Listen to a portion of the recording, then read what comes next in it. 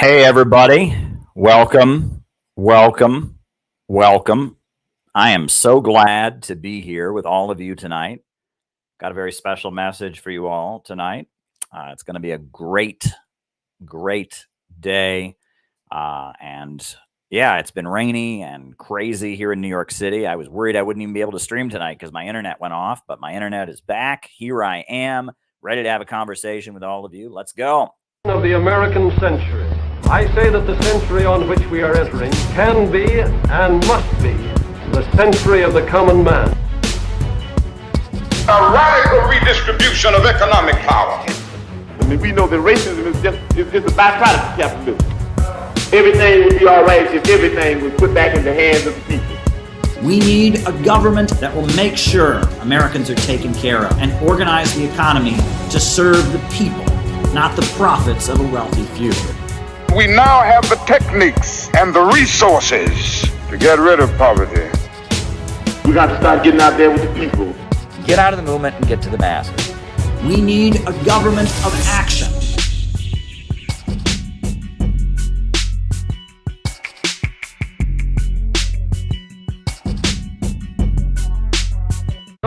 Welcome, everybody. So glad to have you here with us tonight. Now, for those of you who may not be familiar with the way we do things here, we tend to have me give my opening remarks, and then my opening remarks are followed by a roll call, and we find out who is watching, who's on the other side of the camera, and then from there, I answer people's questions for the rest of the night. So if there's something you'd like me to react to address, to speak about in the second half of the program, Dan Fenton's already got one. I'm sure it's a joke, but I'll answer it. Send a super chat or a Rumble rant on Rumble. Rumble rants are always appreciated. Or a Rockfin tip on the Rockfin. Rockfin tips are always appreciated. Or a regular old super chat. Send it our way, and we will then make a point of answering it in the second half of our show. That's the way we do things. So, yeah, first opening remarks, then the roll call, so we find out who's watching, find out who the community is. Then from there, I answer your super chat questions for the rest of the night. That's how we do it. Quick announcement for those of you who may not have already gotten the word. This conference is getting bigger every day. My goodness, I just found out about more people that are coming from California. My goodness. This is happening December 2nd in Portland, Oregon. Dare to Win a World Beyond Imperialism. The National Convention of the Center for Political Innovation will be taking place. And it's going to be great. So make your travel arrangements, take your time off work, book your flight, book your train, arrange your carpool with your friends. We're figuring out charter buses from Seattle and from Northern California, transportation in the Portland area as well for those who might need it. We are going to fill up that auditorium, and we are going to have an all-day anti-imperialist mega rally. And it's going to be really, really awesome. It's going to be tremendous. Folks are already working hard. Last night, I had a great chat with Terry Strange, who is in the Portland area, a longtime friend of mine. It was a great conversation. Go and check it out if you have a chance. We really had a great conversation between the two of us. Elizabeth Young, the president of the Center for Political Innovation, is working very hard. There's a lot of people in the area that are very anxious to come to this great event that's going to be happening. So mark your calendar and arrange to be there, because it looks like Scott Ritter is going to be there. It looks like Nick Brana of the People's Party is going to be there. Looks like our very good friend Jyoti Brar from the Communist Party of Great Britain, Marxist-Leninist, is going to be there. It looks like, in addition to that, we're going to have our, some good friend Rainer Shea, who's kind of a commentator, a blogger from California, longtime socialist activist. He's going to be there. Looks like there's going to be some other prominent people that are going to be there. David Rovics is going to be playing some music. It's just going to be an all-around great event, an all-day anti-imperialist mega rally, a gathering of this community. You don't want to miss it, so mark your calendar and plan to be there. And on that note, folks, I am going to begin my opening remarks. Like I said, I'll be taking questions for the second half of the show as I begin. Got a rather interesting message for you all tonight.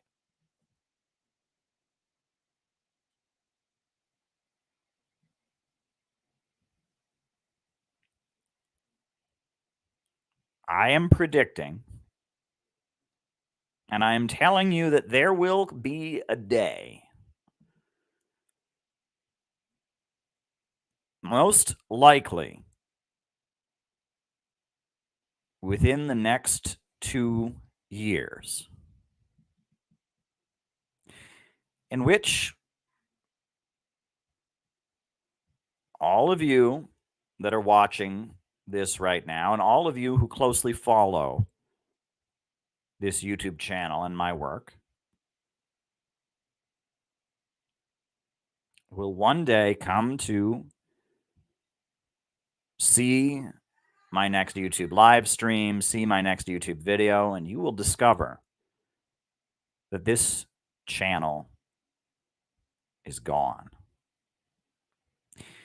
And then you'll go to Rumble and you'll see if I'm still on Rumble, and the Rumble channel will be gone. And then you'll go on Twitter and you'll see, is Caleb still on Twitter? And my Twitter will be gone. And my Facebook will be gone. And I will be completely gone from social media. I will be gone. I really do believe this day will come within the next 2 years. However, if you're somebody from this community, and you're somebody who's been paying attention, if you're somebody who knows what's been going on and what I've been teaching you, you will all cry tears of joy. Because in that moment, you will realize that it's happening. You'll realize that everything I've been telling you about, and everything I've been predicting, and everything I've been mobilizing people to do, and everything that I've been trying to achieve is coming into existence. This will not be social media censorship. This will be the beginning of a new phase of our project. And it will be a moment of joy. The moment that this channel evaporates, the moment that my Twitter evaporates, the moment that my Facebook evaporates, the moment that it all vanishes, you will know in that moment that shit is getting real. Shit is getting real. It's getting more real than we ever could have imagined, and that we move in that moment toward an exciting new phase.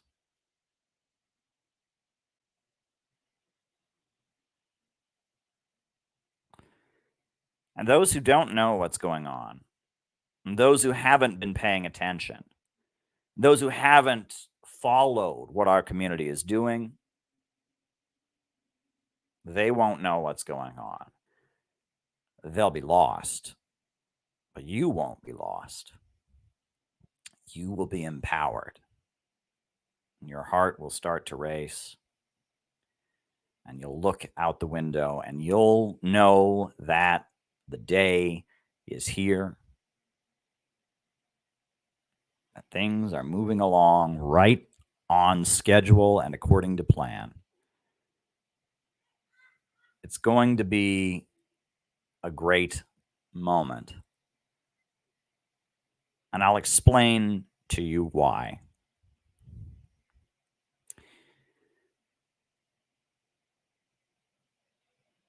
I've been explaining to all of you what's going on in the United States right now. I wrote this whole book, Where is America Going? And I explained how we're in a long-term capitalist crisis, a crisis of overproduction, a crisis of the tendency of the falling rate of profit, I've explained to you how one of the built-in problems with the capitalist system is that the worker is unable to buy back that which he produces. The wages paid out to the worker are never enough to purchase the product. They're never enough to purchase the product that he produces. And because of that,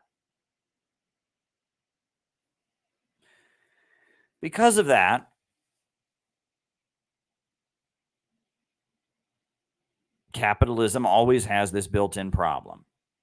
However, this problem becomes exacerbated when there are great technological leaps.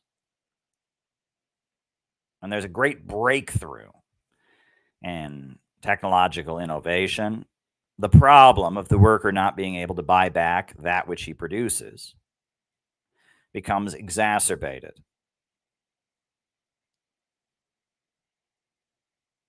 And you'll notice that the great long-term capitalist crises of the 20th century were all preceded by great technological leaps. And they were resolved by two gigantic world wars. World War I came after many economic crises, after many technological breakthroughs, after a rise in unemployment, as the imperialists scrambled to fight among themselves over who got to control the colonized world. We saw 20 million workers sent to their deaths. We saw the European mainland destroyed. That was World War I. And then you had the Roaring 20s, where things seemed to once again be in a boom. And they said Ford has overtaken Marx, and all that overproduction stuff that Marx taught, that's all out of date. Look how amazing the capitalist system is. But then, as a result of the innovations in assembly line production and the breakthroughs and making it easier to churn out products, you had the Great Depression of the 1930s. And the Great Depression of the 1930s led to mass uprisings among the workers, as well as the rise of fascism, and ultimately that led to the Second World War. And the Second World War destroyed every major city and every inch, practically, of the Western European world. Also destroyed a huge chunk of China, destroyed Japan, it destroyed huge sections of the planet, and that rebooted the capitalist economy.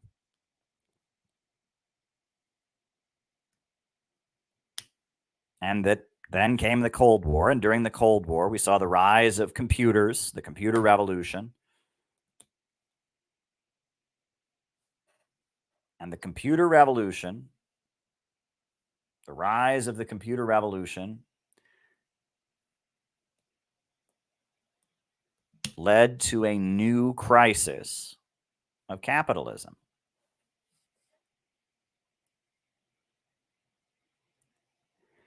And this is a crisis that is well beyond the other crises, because what artificial intelligence is able to do and what the new technological breakthroughs are able to do takes the replacement of human labor with machinery to a level that Marx couldn't have even dreamed of.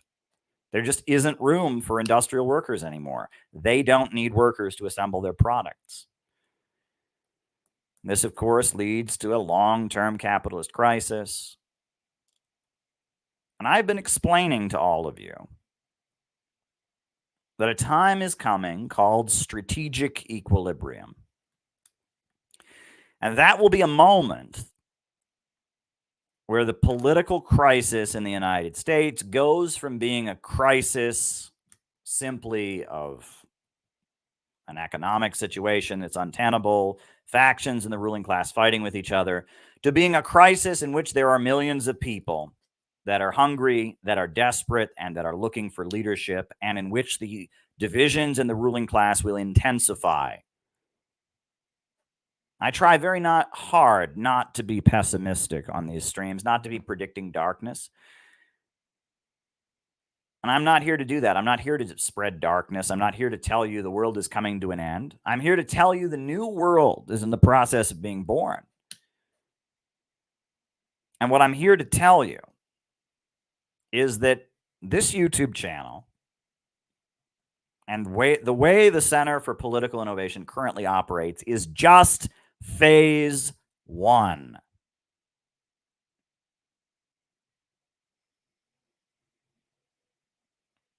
I'm on here every night talking to you all and talking to the whole world. I'm on here. I'm talking to you. Many of you are CPI members. Many of you are friends of the Center for Political Innovation. But I'm also talking to our enemies who are watching right now. I'm also talking to the FBI. I'm also talking to the CIA. I'm also talking to people from different countries who are watching right now. This is public. This is up here for anyone to watch. There is no limit. Anyone with a phone, anyone with access to the internet can see this. And nothing I'm saying on here is secret, is internal, is confidential, because it's public. And that's fine. And we don't have that much privacy in this day and age anyway. Right? I mean, we're all being surveilled. We know about what Edward Snowden revealed with the NSA, etc. And right now, this YouTube channel serves a very good purpose. Winning people over and recruiting people to the Center for Political Innovation and recruiting people to our project, as well as informing the world what we're up to, as well as providing some entertainment for people. And that's all great. But I'm looking forward to the day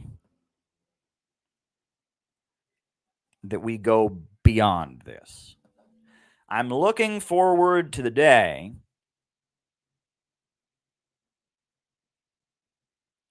when these streams continue as internal conversations among an organization that has effectively learned to recruit in other ways and is expanding rapidly and has learned to utilize other methods of recruiting. And that people who would never go looking for this, people who would never even think about looking for the kind of content that I produce, are joining in droves. And when they join, they get plugged into a community and a network that then forwards them to listen to streams like this and to get oriented like this, but does so in a way that is not for public consumption. That is what I'm looking forward to. Stalin, when speaking at the funeral of Vladimir Lenin, said, "Comrades, we communists are people of a special mold. We are made of special stuff.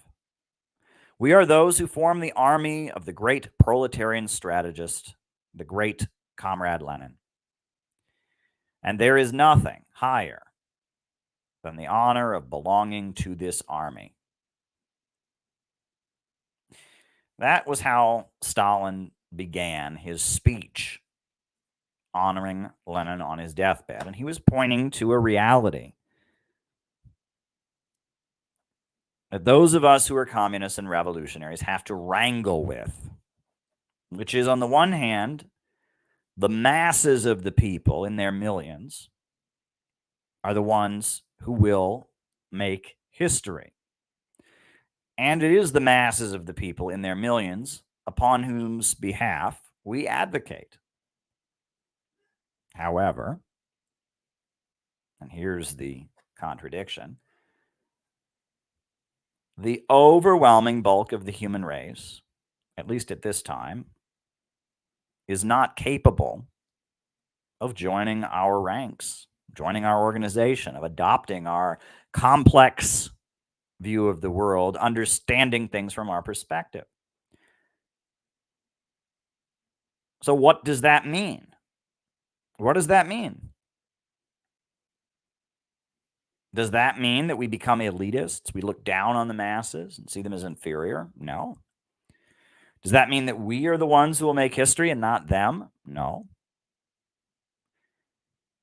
Does that mean that we should dumb down our ideology so that any average Joe can understand it? No. What does it mean? It means that in revolutionary organizing, a communist revolutionary organization has two lines. It has a mass line and a party line. That's what it means. It means that we have one message for those we want to join our ranks. One message for people we want to bring into our organization. One message for people that we would like to recruit to give the whole of their lives to be part of our revolutionary movement. And we have another message for the bulk of humanity whom we are trying to mobilize and push in the right direction. And in my book, I talk about this. I talk about top and bottom organizing. I talk about Bolshevism and Lenin's Party of New Type. I talk about George Sorel. I talk about all of this, counter gangs and revolutionary organizations. I talk about all of this. And it's a contradiction. It is a contradiction. And figuring out how to do this, how to build an organization that is, on the one hand, a group of very, very dedicated, fanatical people who give the whole of their lives and understand a very complex worldview and function in a highly disciplined manner. And at the same time, build an organization that's capable of giving voice to the gut level feelings that millions and millions and millions of people, many of whom have no political education and no understanding of what we're about, feel in their bones. And to inspire and give energy, give liftoff to actions that involve millions and millions and millions of people who don't even know who we are. This is a contradiction. And it's not an easy contradiction. And these live streams where I get on here and I talk at you all about whatever's on my mind, and, they're very important. Because in doing so, we have created our own paradigm. And I haven't created it by myself. We've created it together, right? That's why I posted the recent video from our recent stream. I posted the video with the dentist stuff in it because that was amazing. Killian asked me a question. I made a reference to dentists and revolutionaries, and then Killian asked me a question, and we bounced off of each other and different people. It was beautiful. And the Center for Political Innovation is a synthesis. And that's what we need to understand. The Center for Political Innovation is not the result of me just sitting here blathering, right? If that was the case, I would sit here and blather into a camera and then upload it afterwards. But that is not the case. The Center for Political Innovation is the result of hundreds of people, literally hundreds of people, interacting with each other, asking questions, giving answers, reacting to reactions. And through all of this, we have generated something beautiful. We have generated many great breakthroughs. The city building tendency, the understanding rooted in economics, the coming triumph of illiberalism, the Atlanticist pathology, all of that is a result of what we have done together as a community. And it's amazing what we have done here. It's utterly, utterly amazing what we have done in this community. I would never have been able to write this book. This book is the result of years of me sitting here and engaging with all of you and answering all of your questions and trying to explain world events to you and getting your reactions to it. Our work and the Center for Political Innovation is a synthesis. It is the synthesis of hundreds of people interacting with each other, engaging with news events, engaging with ideas, engaging with economics and history and philosophy. And together, it has culminated in a synthesis, a synthesis, a breakthrough, an understanding that was not there before, that drew from the past, drew from the present, projected an understanding of the future, but in and of itself was new.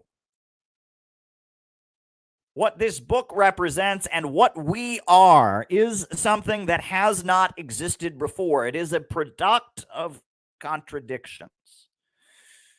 It is a synthesis that everyone watching right now has contributed to creating. We made this community. We made the Center for Political Innovation. We made it together, and it is the result of our own contributions, our own wrangling, our own struggle with each other, our own bouncing ideas off of each other. We created a collective product.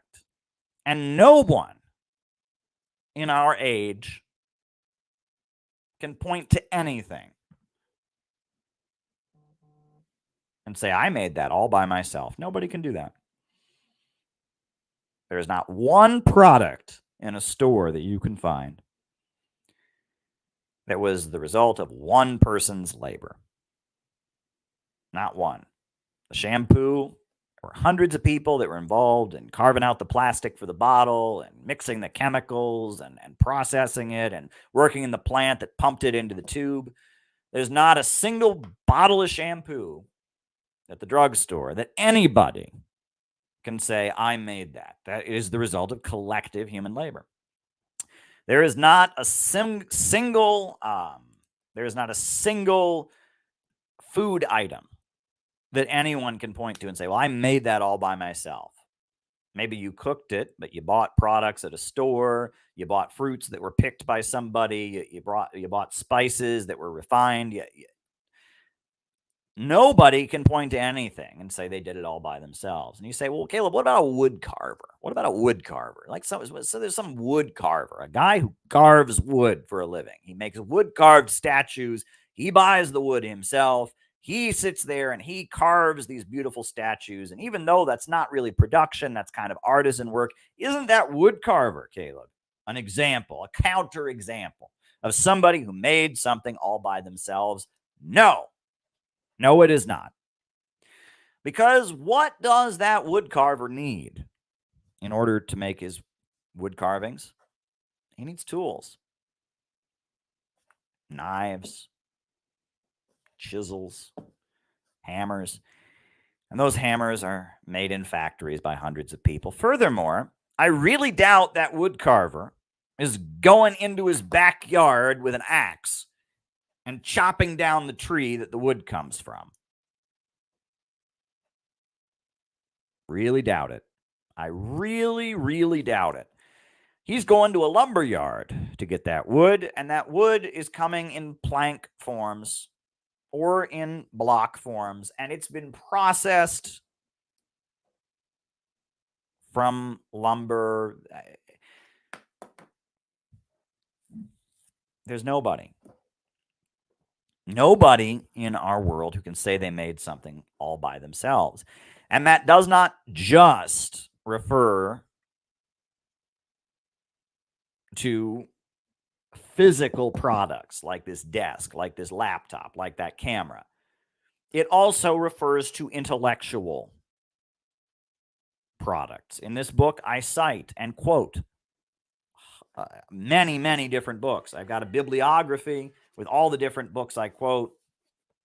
And I quoted all of these different people. I referenced all these different books.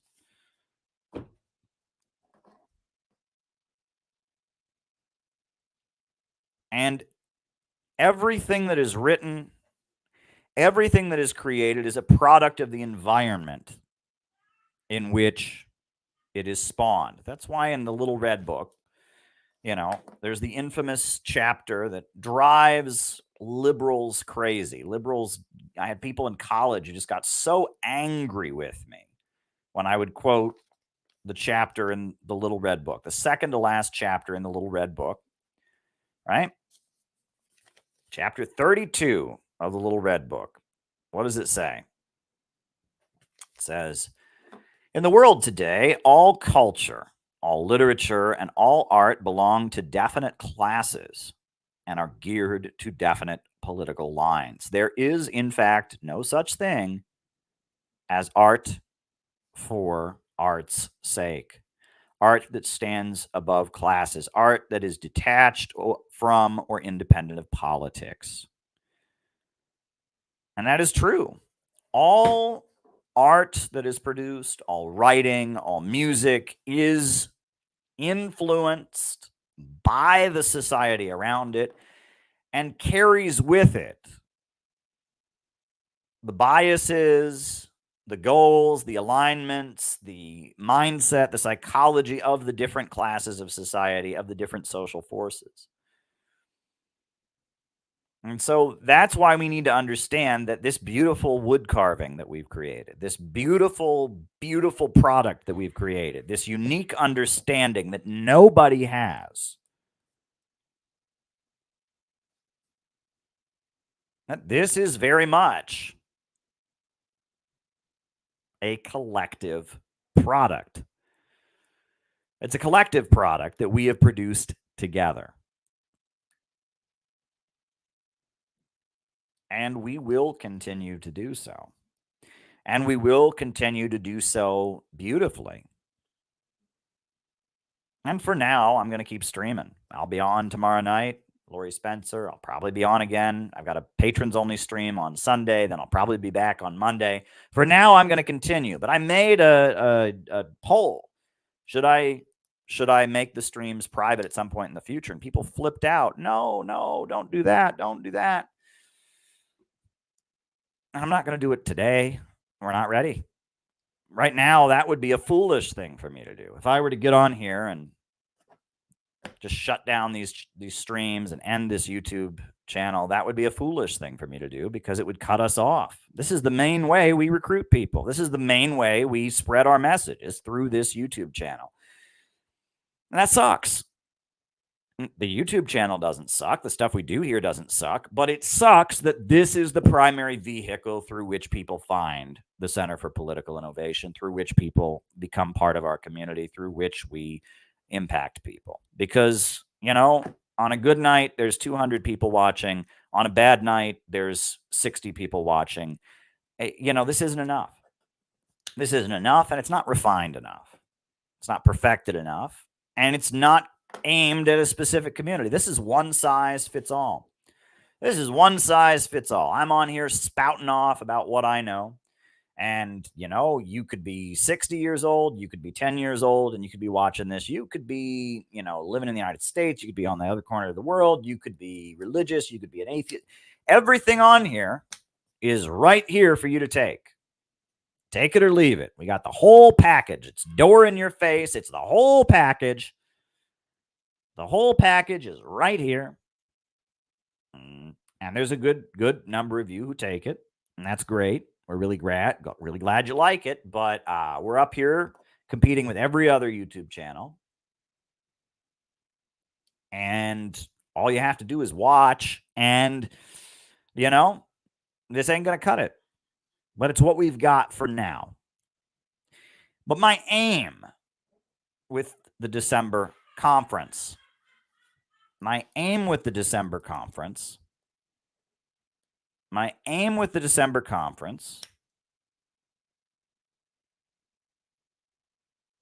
my aim with our upcoming operations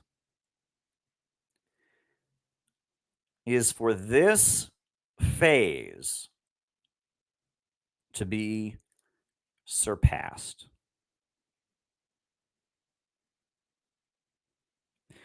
My aim is for the Center for Political Innovation to be pulling people in by meeting them in real life, by approaching them in ways that are specifically designed for their demographic, by bringing them to in real life events where they develop a bond with the people that they meet, in which they are introduced to our ideas, not by randomly clicking through YouTube, but rather by coming and seeing the beautiful, loving atmosphere that we create at our events and learning what our community is about, and that we will have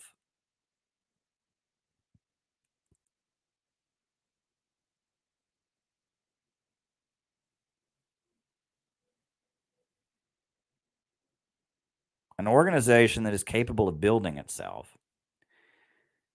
And yes, these streams will be part of it, but they'll be internal at that point. They'll be for people that are already members. And we'll have another YouTube channel where speeches that I've given are carefully edited and put together in a very professional way, and people can watch those speeches, where highlights from these streams are edited by a team of people and put up somewhere else. But we can keep these vital, important discussions among ourselves. We can argue about things. We can speak frankly. And our community is ever growing.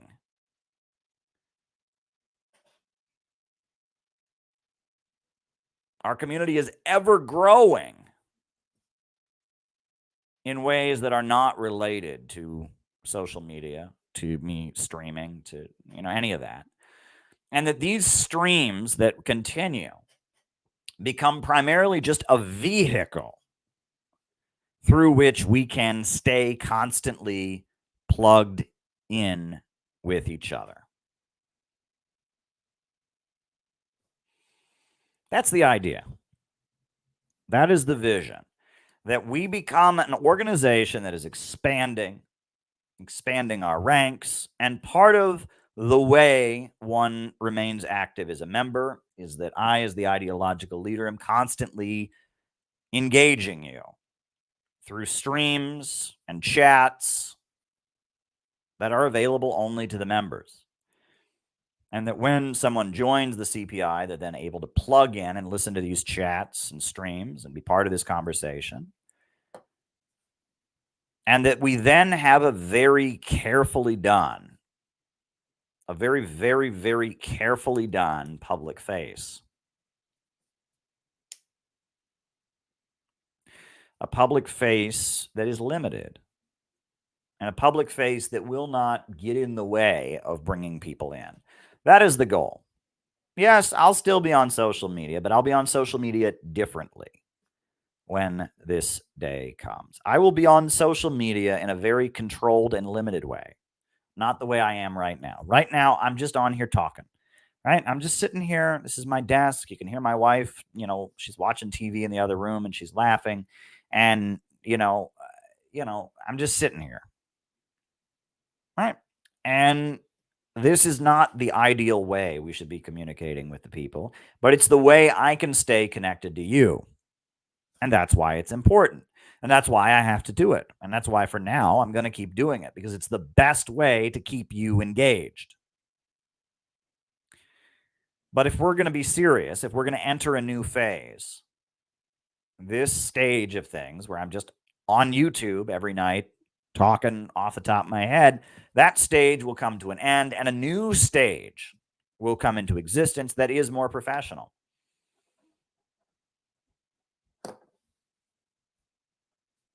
You're on the list. That's the idea. A new stage will come into existence that is more professional. And these streams will continue, but they will be more internal, because as much as what we do here is amazing, and it is, as much as what we do here is utterly amazing, unfortunately, just here tonight, I've had to block a couple people that were acting like assholes in the chat. And that there is always a cancer when you get on online spaces. There's always trolls. There's always idiots. There's always idiots that act like idiots. And we would be better off if conversations like this were not accessible to the idiots. And especially if things get to a much more intense place, as they will at some point soon. We need to be able to have internal conversations that are not available to the general public. We do. And in order to do that, we need to have a mechanism for bringing people into the organization and mobilizing them to take action to achieve the organization's goals,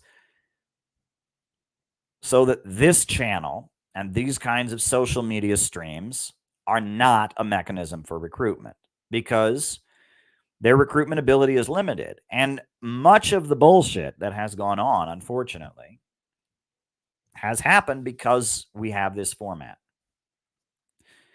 I mean, and you all know what I'm talking about, but I mean, there's many layers to the bullshit. But at the same time, as we're making gigantic breakthroughs like the contents of this book, and we're developing a whole worldview and a whole strategy for how to save this country and move toward 21st century socialism, we at the same time have to deal with stupid bullshit.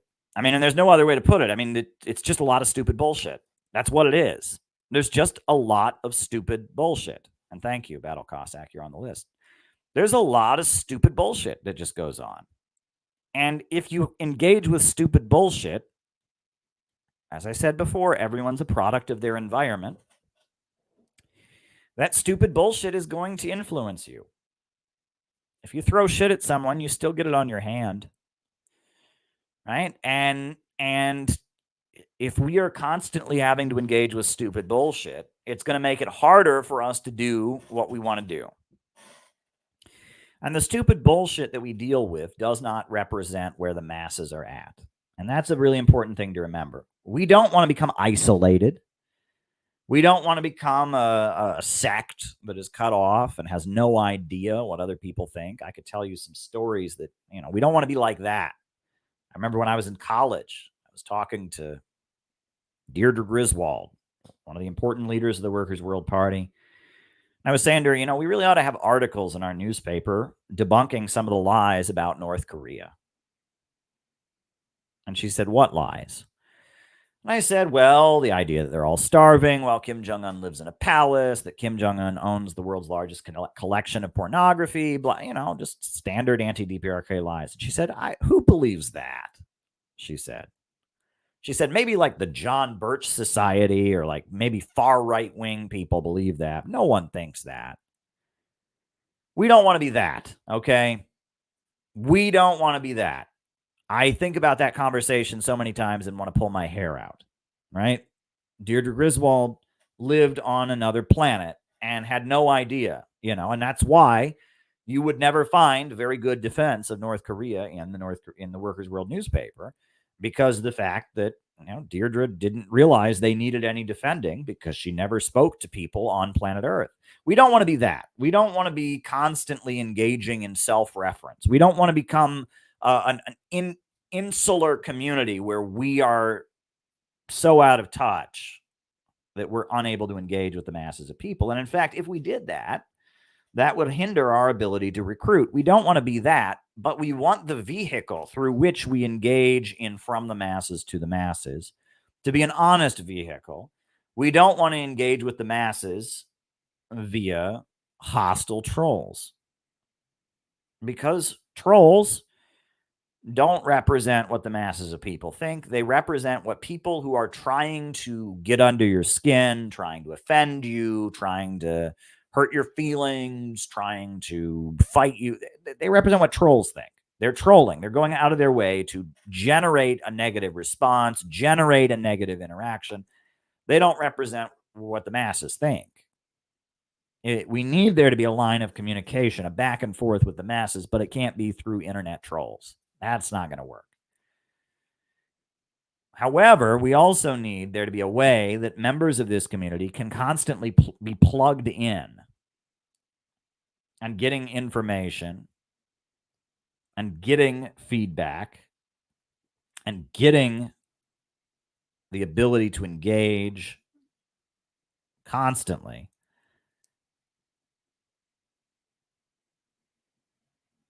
And that's what we need.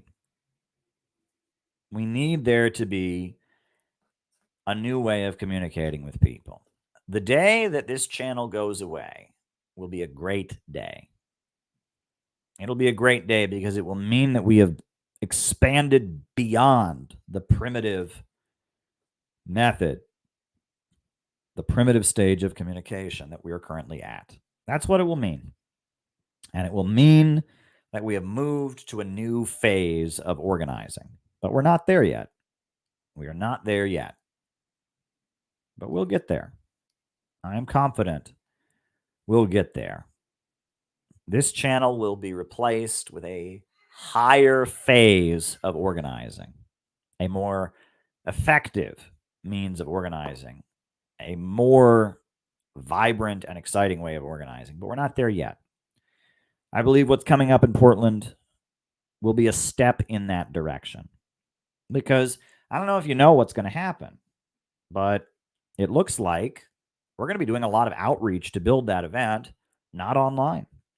It looks like there's going to be a lot of community outreach in the cities and towns near where the conference is happening that will go on, that will not be online and will not be aimed at getting people to swallow everything we're about immediately, but rather will be aimed at finding people who would never go looking for any of this, people who have no familiarity with the ideas that we discuss here, and bringing them to an event where they will see what we're about with fresh, untainted eyes. When people come across something on the internet, that is not fair. You cannot know what this community is like by watching videos on the internet or reading books or reading stuff online. You can't know. You cannot know what this community is like. You cannot know what this community is like and how valuable this community is by just watching stuff on the internet. It's just not going to work. It won't work. It won't do. Not gonna help. All right? And we will not win people over on a broad mass scale if the way they come across us is through seeing us on the internet. And furthermore, a lot of the people that we do win over, unfortunately, are not the kind of people that stick around, right? I mean, people that join an online organization, one day they're an anarchist, the next day they're a Trotskyist, the next day they're a Stalinist, Maoist, next day they're a libertarian, the next day they're a Nazi, the next day they're a third position. We can't be doing that. We're not trying to win people over to the fantasy of some kind of intellectual ideology that they can argue with people about on the internet. We're trying to win people to join an actual community of people that rely on each other to carry out activities and operations and accomplish real things in the real world. That's what we're trying to do. That's what we're trying to do. And in order to do that,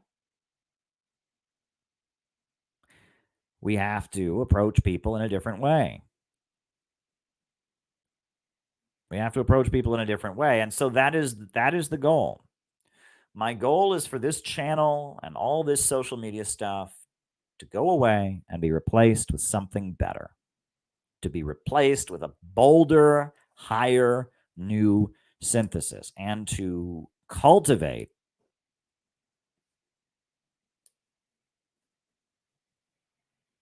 a layer of people who are capable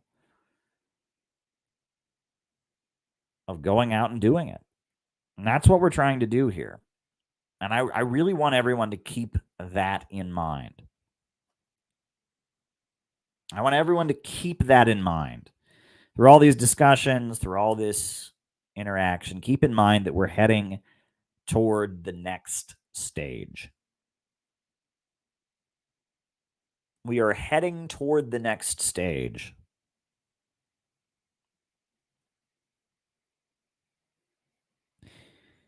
And that we are extremely lucky to be alive in the time that we are living.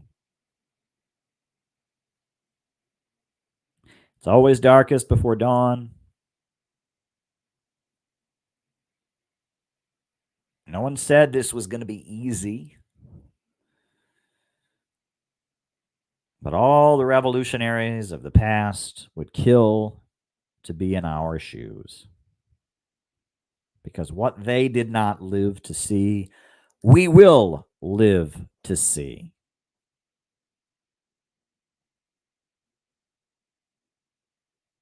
Because this is the historical moment when American imperialism is actually going to come down. And when socialism is actually going to come to this country.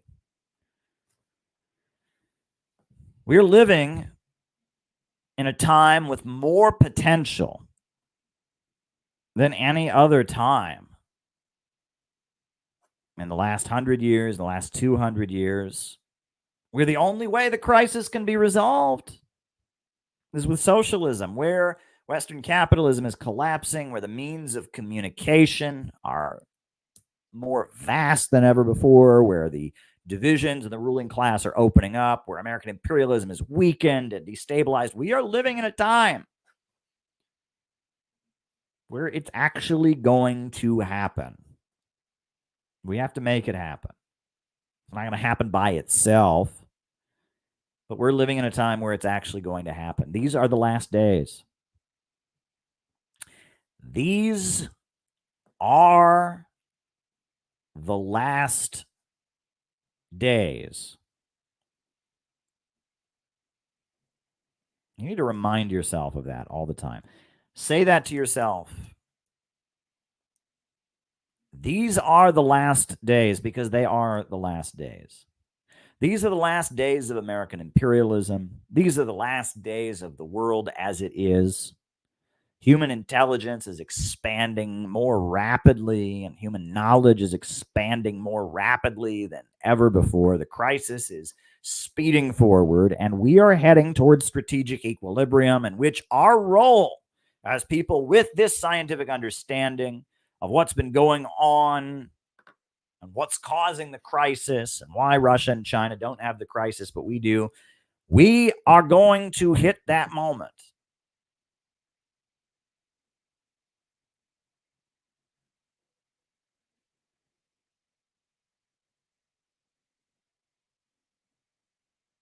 Where our organization and what we do plays a very vital role in forging something completely new. And that's going to be very exciting. So I want you all to keep all of this in mind. I'm not going anywhere. I'm keeping this channel going as long as necessary. There will come a time when we enter a new phase. And when we enter that new phase, that'll be a sign that shit is getting real. That'll be a sign that we're approaching the revolution. I hesitate to use the phrase the revolution because it's gotten to be so abused, right? There's that silly poem that some kid did for Comedy Central about people that will die in the revolution. And it's like this leftist thing, the revolution, brother. And I don't want to be a fool. So I don't even want to talk about the revolution because I don't think it will happen as some explosion. It's not going to happen as some violent uprising. That's not how it's going to happen. But there's going to be a transition. There's going to be a pivotal event horizon in the United States in which this country passes from the domination of the dying imperialist system into the city building tendency and into the rising optimistic future of production organized in the interest of humanity and not in the interest of profits. There will be a pivotal event horizon. And there's no question about that. And I think we will be approaching that event horizon. And when our organization matures beyond this YouTube channel, that will be a sign that we are there, that we are becoming more relevant and more effective in what we do, and that we're ready to start operating in a more mature and effective manner. That's what it will be a sign that we're doing. And look, I'll just say this. Anybody can make a YouTube channel. Anybody can make a YouTube channel. Anybody can, right? You know, you got a phone, you can make a YouTube channel. Doesn't take much to live stream. But I make a point. I am on here every night talking at you. I stream more than anybody. And that's because I got something to say. And that's because I got shit to talk about. And that's because I've got an energy that other people don't have. And I'll still be talking. There's no question. When this channel goes away, I will still be talking. You'll still be hearing me talk. I'll still be talking at you all every night. I'll still be streaming regularly. I'll still be communicating with you all and engaging with you all. But I will be doing it not in a public way. And I will be doing it with an audience that is much bigger than this audience is now, but is also limited to people that should be hearing it. And that day will come, and we are looking forward to that day. We're not ready then. I predict within the next 2 years that day will come. The day that we outgrow this channel, the day that CPI's activities get to the point that this channel is no longer necessary and is actually kind of an impediment to doing what we're trying to do. And we've outgrown this phase. We should aim to outgrow this phase. And when we reach a new phase, that'll be a great moment. And I'm very excited about it. And I want you all to be thinking about that. And I want you all to be thinking about how you can get to Portland in December. I want you all to be thinking about how you can win people over and how we can have an event in your area in which people who wouldn't go looking for this kind of thing come to the event and make friends with people and join our organization. I want you to think about these things because we are an in real life organization. We are a collective of people that are bonded together by our common purpose and our common mission, but also by a kind of love that you can only find in this kind of work and this kind of atmosphere. That's what we're doing. That's what we're doing. And I'm excited for the expansion that lies ahead. I'm excited for the fact that we won't have to pretend that we're in the same league as these jokers who have no aspiration to do what we're doing. People point at me, you don't have as many views and likes as some jackass. Well, that's because that jackass is doing something different than we're doing. My goal in life is not to have views and likes and shares. My goal is not to be an internet jackass. My goal is to build a real organization. And because of that, these streams are going to take on a different character. The way I engage with people is going to take on a different character. And the kind of people who are looking for a jackass on the internet to watch are not going to be impressed. I'm an organizer, not an internet jackass.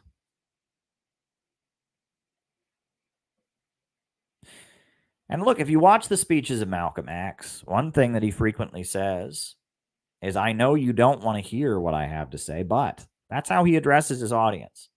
He's telling them things they don't want to hear because they need to hear it. Well, that's not going to get you attention. It's not going to get you likes to tell people what they need to hear rather than what they want to hear, right? But sometimes you got to do it. I'm trying to facilitate the construction of a real organization to carry out real operations to get us toward real socialism. And that's not a great show that all kinds of people like to watch. It's not. But it's necessary.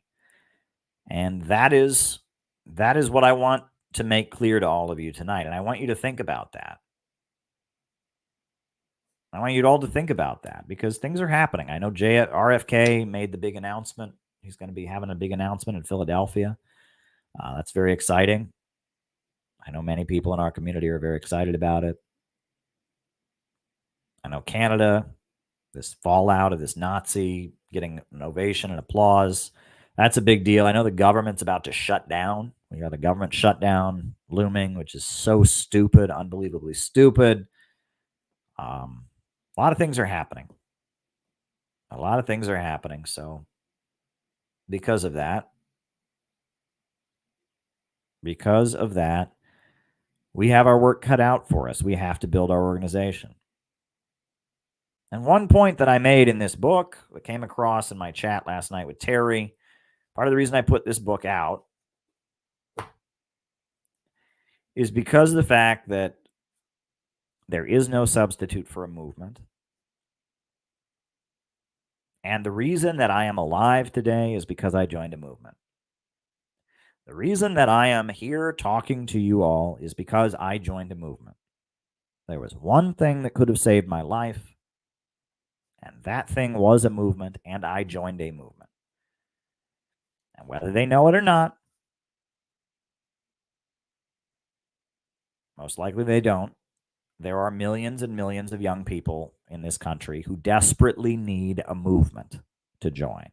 They desperately need a movement. And luckily, we're here offering a movement. We're the only ones really offering a movement. Right? The woke stuff is not a movement. It's tailism. It's the ruling class's movement of destruction with communist groups yelling behind it, include us, include us. That's what the Party of Socialism and Liberation does. The ruling class starts mobilizing one thing, Black Lives Matter, and the PSL runs behind them saying, we want to be part of this too. The ruling class is mobilizing people to protest for abortion rights, and the PSL runs behind them. We are for abortion too. Let us be part of it. It's tailism. Classic tailism. They're in somebody else's movement, and that somebody is our enemy. The class enemy, the fascists, the people trying to grind our country into poverty, and they run behind them trying to get a seat at their table. That's a mistake. That's not what we're doing. Might be easier. Probably generates a lot of donations for Brian Becker. Probably gets a lot of liberals to volunteer and help you do stuff. But at the end of the day, it's not really what you need. Right? We need to build a real movement. An actual movement. That is what we are trying to do. And in order to do that, we have got to start from the bottom. We've got to function in a way that we can recruit people who aren't primed. Right? And that is the problem. Most of what passes for communism in the United States is so predicated on the idea that the only people we can recruit are liberal Democratic Party activists, that more or less what has happened and I see you, Mariah, in the Rumble rant. Thank you. More or less what has happened is that these groups have just become liberal Democrats because they assume that's the only person that would ever give them the time of day. And that is such a wrong, that is so wrong on so many levels. So wrong on so many levels. And it's such a waste of time. We have a message that is very coherent. We have a message that is very straightforward. We have a message that average Americans more or less agree with in their bones. That's who we need to be going to. When I said out of the movement to the masses, I meant out of the decaying, dying, synthetic left to average people. Build a real movement. Out of the fake movement and build a real movement. And that's what we're trying to do. So take it or leave it. You know, that's what we're doing here. Take it or leave it. We've got a real movement to build. We've got a mega anti-imperialist rally coming up in Portland, Oregon. It's going to be absolutely awesome. It's going to be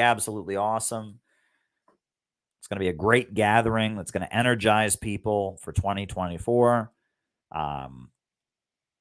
After the weekend afterwards, we're going to have a workshop for new members, a weekend workshop.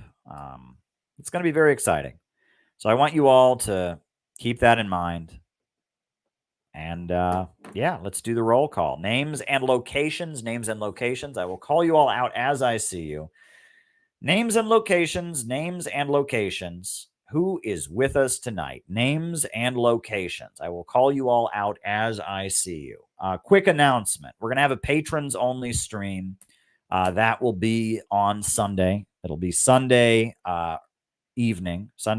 So if you would like to be part of that, we have a nice Patreon community. I would ask you to sign up on the Patreon. To go and sign up on the Patreon. All right, we got David in Vietnam. We got Zach in Richmond, Virginia. JT24 in Mississippi. We got Tyler in Missouri. Temple City, California. Colin in Greensboro. John McCarthy in Chicago. David in Nevada City. Carter from Duluth. Patch in Arizona. Chris in Salt Lake City. Jenny Lynn in Cincinnati. Northwest British Columbia. We got Rice from Adelaide, Australia. Patch in Arizona. Maddie in California. Anthony in Detroit. Jenny in Cincinnati. Welcome, welcome, welcome. Mariah in North Carolina. I'm doing fine. I'm on the 5th floor. No one flooded me, and I see you in the Rumble. You'll be first as it's a Rumble rant. Jay in Texas. Jamie in St. Paul. Bob Troy in New York. Hakeem Habibi. Ottawa, work in progress. Jonathan Mahari in Stockholm, Sweden. Ryan Clark in Kansas City. Good times, good times, good times. Hit the like button, hit the subscribe button, hit the notifications bell. Names and locations. We got Victory Gin. We got Victory Gin in New Mexico. Welcome, Victory Gin. We got Patrick in Maine. Shout out to Patrick. He's made a couple morning messages. We appreciate that, Patrick. Briggy in Pennsylvania. Shout out to you, Briggy. Vancouver, Washington. Mike M. Welcome, Mike. Victory Gin in New Mexico. Names and locations. Names and locations. Who is with us tonight? Names and locations. Who is with us? Isn't it cute how people pretending to be other social media personalities jump into these chats? It's like, do they think I'm going to fall for it? Do they think I don't know that, like, you know, if someone's a big YouTube channel, they're marked a certain way? Like, I mean, who does this, right? Who pretends to be other social media people and jumps in here hoping that I'm going to like react to them? I know that's not who it's pretending to be in the chat. Okay. I know that. Right. And like, this has happened like stream after stream. I get people pretending to be Vosh. I get people pretending to be various different people. Like, why do they think I'm going to fall for this? Like, yeah. David Fox. He's in Orange, North Southwest Australia, beloved member of our community. There you go. There you go. High level Alberta, Canada.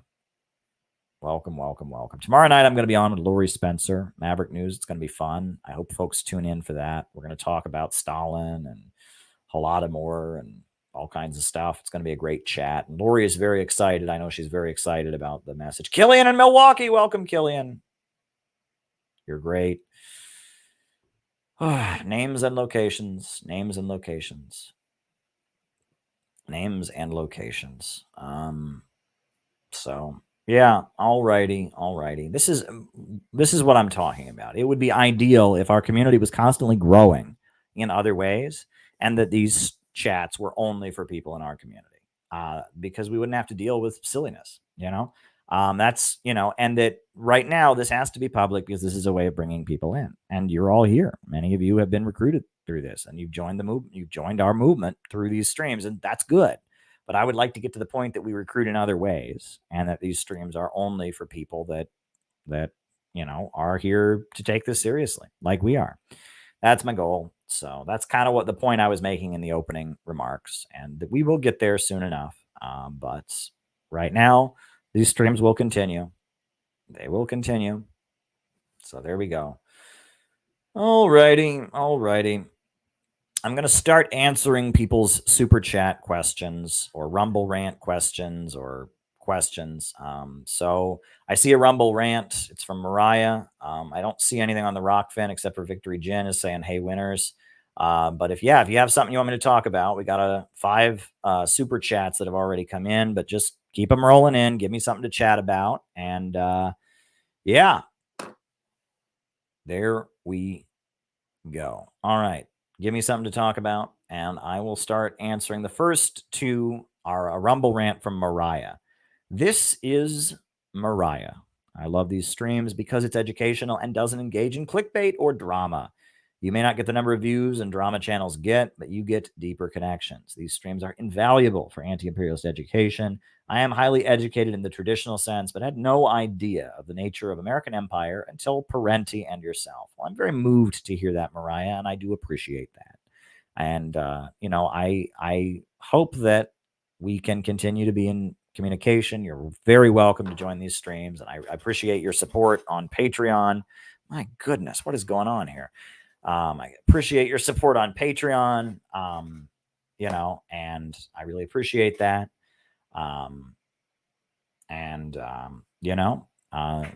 There will be a way for people to be part of this community once this channel is gone, but there will be a way to make sure that it's not, that this isn't the primary way we approach the public, because right now, that's hindering us rather than helping us. So there we go. All righty. First super chat, Dan Fenton says, Caleb, will you help us to battle some hippies? Well, that would probably be illegal, first of all. If I were to go out and start rumbling with counterculture individuals, that would be illegal. Second of all, are there really hippies anymore? Right? Hippie is kind of a 1960s kind of thing. Like, what does it mean to be a hippie in our age, right? A lot of people think that if you're into like yoga or new age stuff, that makes you a hippie. And some people think that, all like leftists or liberals are hippies. I'm not going to go out and fight anybody, right? The Center for Political Innovation is an educational organization that engages in, socialist education. We advocate a peaceful transition to socialism. But I am curious as to what you mean by hippies, and why do you think I would go fight them, right? Like, you help us battle some hippies. Am I going to like get a baseball bat? And, when you say that, I'm reminded of the infamous, hard hat riots that they talked about, in May of 1970, in the aftermath of the Kent State Massacre. You had all these hard hat construction guys who went around beating up long-haired young people in Greenwich Village. And, that's not what I'm about. Not into that kind of thing. But there you go. Any other questions, folks? Names, not names and locations, but any other, Rumble rants, super chats, etc. Keep me talking, because we are now approaching the second half of our program. So give me something to talk about. Keep me going. All right. I watched Scott Ritter in Midwestern Marx. He really seems that he's been influenced by CPI. Well, that's really great. That's tremendous. I think that's a great thing. Scott, I follow his content regularly. He's spoken at 2 different CPI events. He's been very friendly to us, and I've been on his channel before. I'm really glad to hear that. So great. I mean, what more is there to say? He's not a communist, but it sounds like he's familiar with our message and how we are unique, and that, that's appreciated. I'm really, really glad to hear that. And I'm really glad he'll be joining us in December. It's good all around. No negative reaction to that. I just try not to think about Midwest Marx, to be honest with you. I just try not to think about them, because they are more or less trying to create a social media network that has kind of the same message that we have, and so I guess that's good if that's what you're about, but we're trying to build an actual movement. And on top of that, they do not seem to understand, that anyone who does this gets canceled. And the way they conduct themselves disappoints me sometimes, because they seem to assume that what has happened to me, what has happened to Peter Coffin and other people, that this is just because we're dumb or something, we're stupid, or, and that's not the case. And anyone who does what we do is going to get smeared. And, the way that they are convinced that they just stay away from me, if they just stay away from certain people, that they're going to, not get canceled. And they've already been canceled, and they've been viciously attacked, it doesn't help. People have it in their heads that if I just attack somebody else, I'll be safe. No, you haven't. That I'm glad to hear, David. I can't wait to meet you. That's great news. I can't wait to meet you, David. But, I wish that they would realize that social media isn't the future. And I also wish they would realize that, we're doing the same thing that we have the same message, I guess, that they have. So, it would be better to be our friends, but they're competitors. I mean, and that's the problem with social media, is even if you have the exact same message as somebody, they're still a competitor. Right. And that's not how real politics works. This is one thing I've wanted to say for a while. I think I've said it before, but it's worth reiterating. One way. There is one way. My goodness, tonight, the camera just keeps moving like crazy. One way that you can tell that the various communist groups in America are not serious.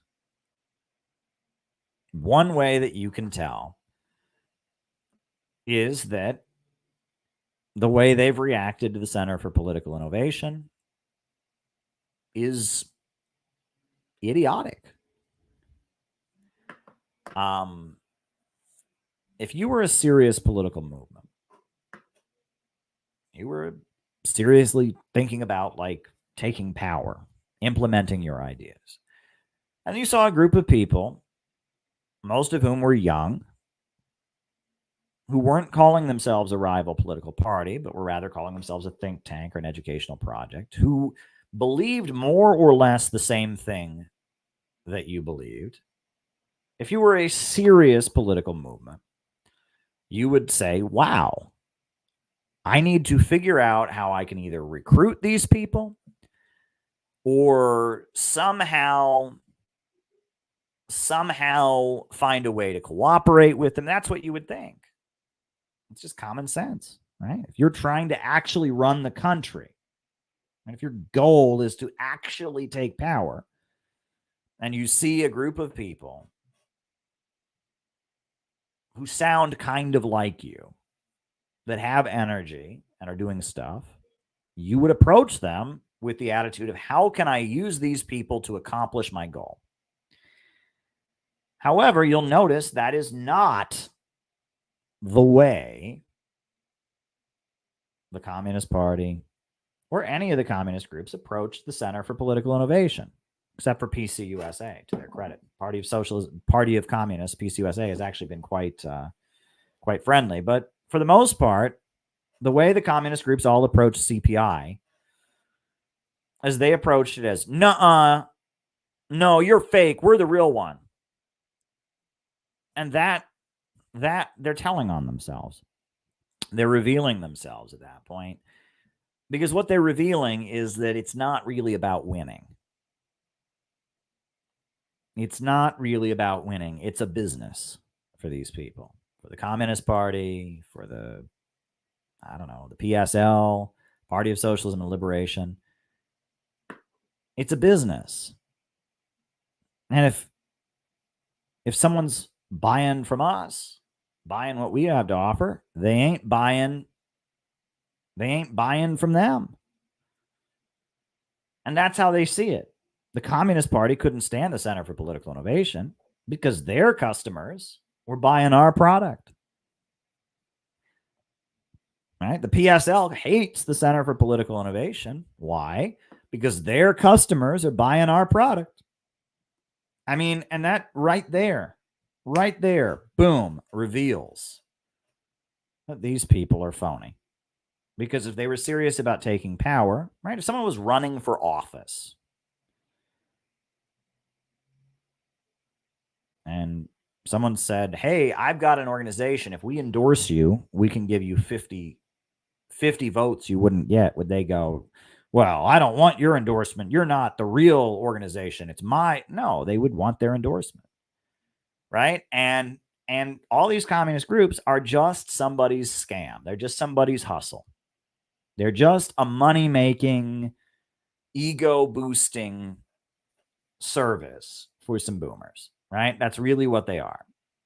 And because of that, they saw the Center for Political Innovation, and they said, oh, shit, these are people that are taking customers away from us.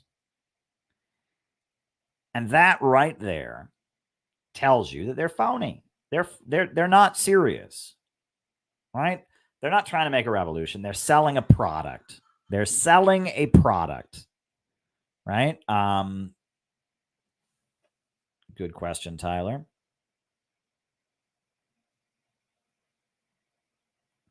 That's a good question. You're on the list. Very good question. Oh, and there's a couple more Rumble rants. But yeah, that's how you can tell. And I'll have to do the Rumble rants first, and then I'll get back to super chats. But that's how you can tell they're not serious, because if they were serious, they would want to build an alliance and advance themselves. They would not view anyone who sounds similar to them as a competitor. All right. Anoa 2018. Oh, wow. There's a lot of them here. Okay. Sorry. Delta V says, what does libertarian socialism mean? That's in Rumble. Libertarian socialism is a name that Noam Chomsky gave himself. The word libertarian itself originally has a leftist connotation. It referred to socialist and communist movements. You're on the left. You're on the list. It referred to socialist and communist movements, and anarchist movements, etc. It was just a term for radical revolutionary movements in like the 1800s.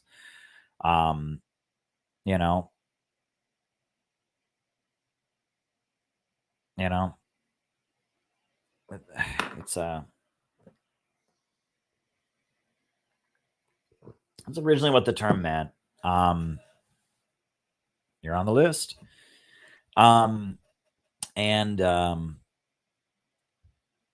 Obviously the term, especially in the 1970s, started to refer to, it started to refer to people that believed in extreme free market principles. Coming out of the 1960s, you got one variant of the counterculture that embraced free market economics, but also embraced sex, drugs, and rock and roll. They were economically right-wing and socially left-wing. You had the origin of the Libertarian Party. And because of that, the term libertarian took on a different connotation. So Noam Chomsky, really, he'd always been around. He'd been around in the 60s. He'd been around in the 70s. But he really started to become he became the leftist in like the late 70s. All of a sudden, Noam Chomsky was the leftist that everyone was piling into the lectures to listen to. And he was on NPR and he was on PBS. And he was being widely quoted in Soviet media as a critic of U.S. foreign policy. And Noam Chomsky started explaining, well, he wasn't a communist. He wasn't a Marxist. He was a libertarian socialist. He came from this anarchist tradition that is so much more radical, etc. However, many people have pointed out that even though Noam Chomsky calls himself an anarchist or a libertarian socialist, his politics are social democratic. He was a founder of DSA. He was on the board of DSA when it started. He endorses the labor union bureaucracy. On top of that, he tells people to vote for the Democratic Party. Many times he has told people to vote for the Democrats. Even though, he hails the anarchist tradition as being so radical, his politics are actually social democratic. But he gives himself a radical sounding veneer by saying that he's an anarchist or a libertarian socialist. Now, I understand that now there is within the Libertarian Party, there is something called the Libertarian Socialist Caucus. And those are people that believe in some kind of voluntary socialism, right? Worker cooperatives, stuff like that. They believe in a socialism or an anti-capitalism that does not involve any confiscation of property or force. And I think that's pretty silly. And that's not exactly what Noam Chomsky is saying. But in reality, I mean, you're asking me, what does libertarian socialist mean? It means it's a meaningless thing. It's a label people have given themselves in the period when Marxism, Leninism, was on decline, and people that wanted to be left and edgy, but also wanted to not be communists and Marxist Leninists. It was one of the various labels or theories they came up with, along with council communism, along with people who say, well, I'm not a social democrat, I'm a democratic socialist. It was on that list. It's in that category. So that's all I can say. People are telling me the Rumble froze. How does that work? I mean, okay. I mean, I'm still, there you go. Next Rumble rant question is, ChatGPT now has unlimited access to the current internet. In the game Deus Ex, there's a new anchor that reveals itself to be an AI told to control the news. Thoughts on future of news and journalism? Well, look, I think there's no question that there's already a lot of AI generated content on the internet. And that's been the case for a long time. There's news articles that are written by computers and not people. And I think there will be more of that in the future. I think there'll, especially like spam news, right? There's a lot of that, of news that there's no actual person sitting there making. It just kind of pulls things from headlines and assembles things robotically. And I think that there's going to be more of that now. However, everything that's done by AI, and I can tell you this as somebody who loves to fool around with ChatGPT, I have a great time with ChatGPT. It wastes a lot of my time. I love to play this game on ChatGPT of make ChatGPT break its own rules.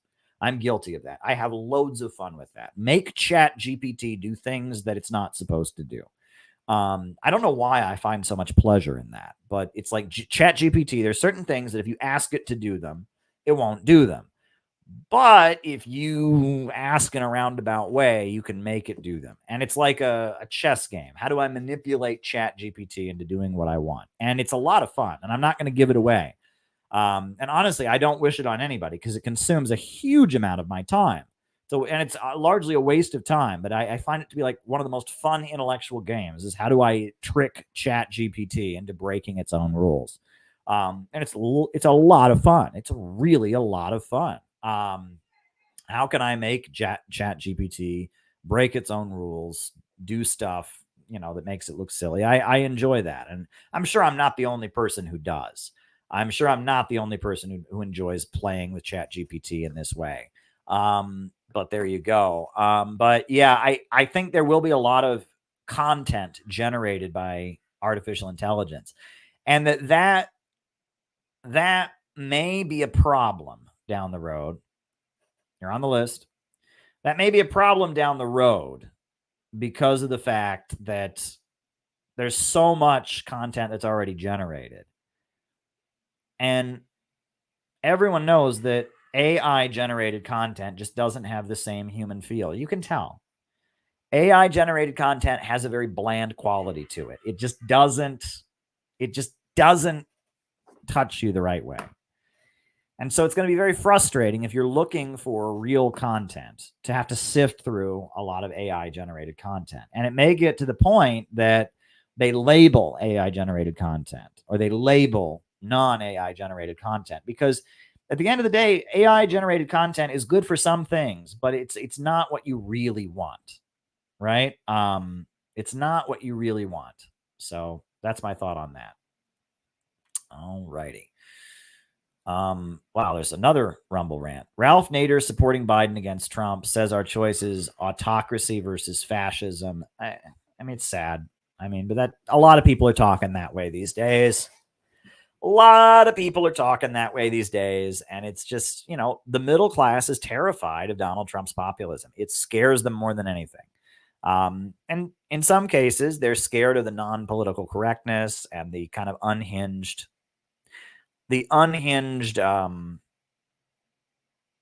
the lack of political correctness, and I should say the authoritarian oomph behind a lot of what Trump says scares the middle class. And they're not totally wrong to be scared of it, right? Because in theory, a lot of what Donald Trump talks about, I mean, some of what Donald Trump talks about, if applied, would be very, very dangerous. But at the same time, some of what Donald Trump talks about is just nonsense. I listened to a lot of the recent Donald Trump interview today. I was listening to it, and some of it made a lot of sense, what he was saying, and some of it was just impractical, but it kind of gave voice to feelings that people might have. And Donald Trump, we saw that his actual presidency was kind of a typical Republican presidency, right? It's what you might expect from any Republican. So Tyler agrees about ChatGPT, right? So there you go. All right. Okay. Some say World War II was an imperialist war because the Western powers supported Hitler against Stalin, but then he went out of control, and that's why. Well, that's accurate, I would say. I mean, it was very clear that, the reason that Hitler got away with so much, right? I mean, the reason, look, this is everything we've been told about World War II is so American propaganda. One of the big things about World War II that I was told, and it just makes me angry, is, World War II happened because we didn't engage in regime change. This guy Hitler came to power and we didn't invade him as soon as he took over and was killing his own people. And then he took over Austria, and then he took over this country, and then he took over this country. We just sat back and we just let it get out of control. That's why World War II happened. Bullshit. The reason that there was what they call appeasement, right? And we learned about this. Appeasement was a big part of the World War II narrative, right? And Bush accused his critics of being Hitler appeasers, or like those who appeased Hitler. Those people who are critical of me, they're like people who appeased Hitler, right? Appeasement happened because they wanted Hitler to fight the Soviet Union. When Hitler first came to office, one of the first things he did was get on a plane and ask the Pope to declare a holy crusade against the Soviet Union. The Pope said no. But Hitler wanted an all-out, Hitler pledged in Mein Kampf, he was going to rid the world of Bolshevism. He was going to rid the world of Bolshevism. He was going to destroy the Soviet Union. And you watch the films that were being made in the Soviet Union, they knew that was going to happen. They knew it was inevitable that there would be an invasion, that they would be invaded, that when the capitalist crisis came, there would be an imperialist war in which the Soviet Union was invaded. And you'll also know that Harry Truman said on the floor of Congress, he said that we should support neither Hitler or Stalin. But if it looks like Stalin's going to win, then we support Hitler. And if it looks like Hitler's going to win, then we support Stalin. And we get these two superpowers to weaken each other. That's a good way of putting it. And you're on the list. We get these two superpowers to weaken each other. I mean, they wanted Hitler to fight the Soviet Union, and that's why they let him get away with so much. And that's why it wasn't until the invasion of Poland that finally, you had a declaration of war against him. And that's why the Soviet Union was forced to finally sign a treaty, a non-aggression pact with him, because the West wouldn't sign a non-aggression pact with them because they wanted Hitler to attack the Soviet Union. So, yeah, I mean, there you go. All right. Vosh and the MAGA communists say win the culture struggle first. Is that what they say? I mean, I don't know. I mean, the MAGA communists, some people put me in that category. I did write a book that is more or less the MAGA Communist Manifesto, right? I don't embrace the brand of MAGA communism because I consider it to be poor marketing.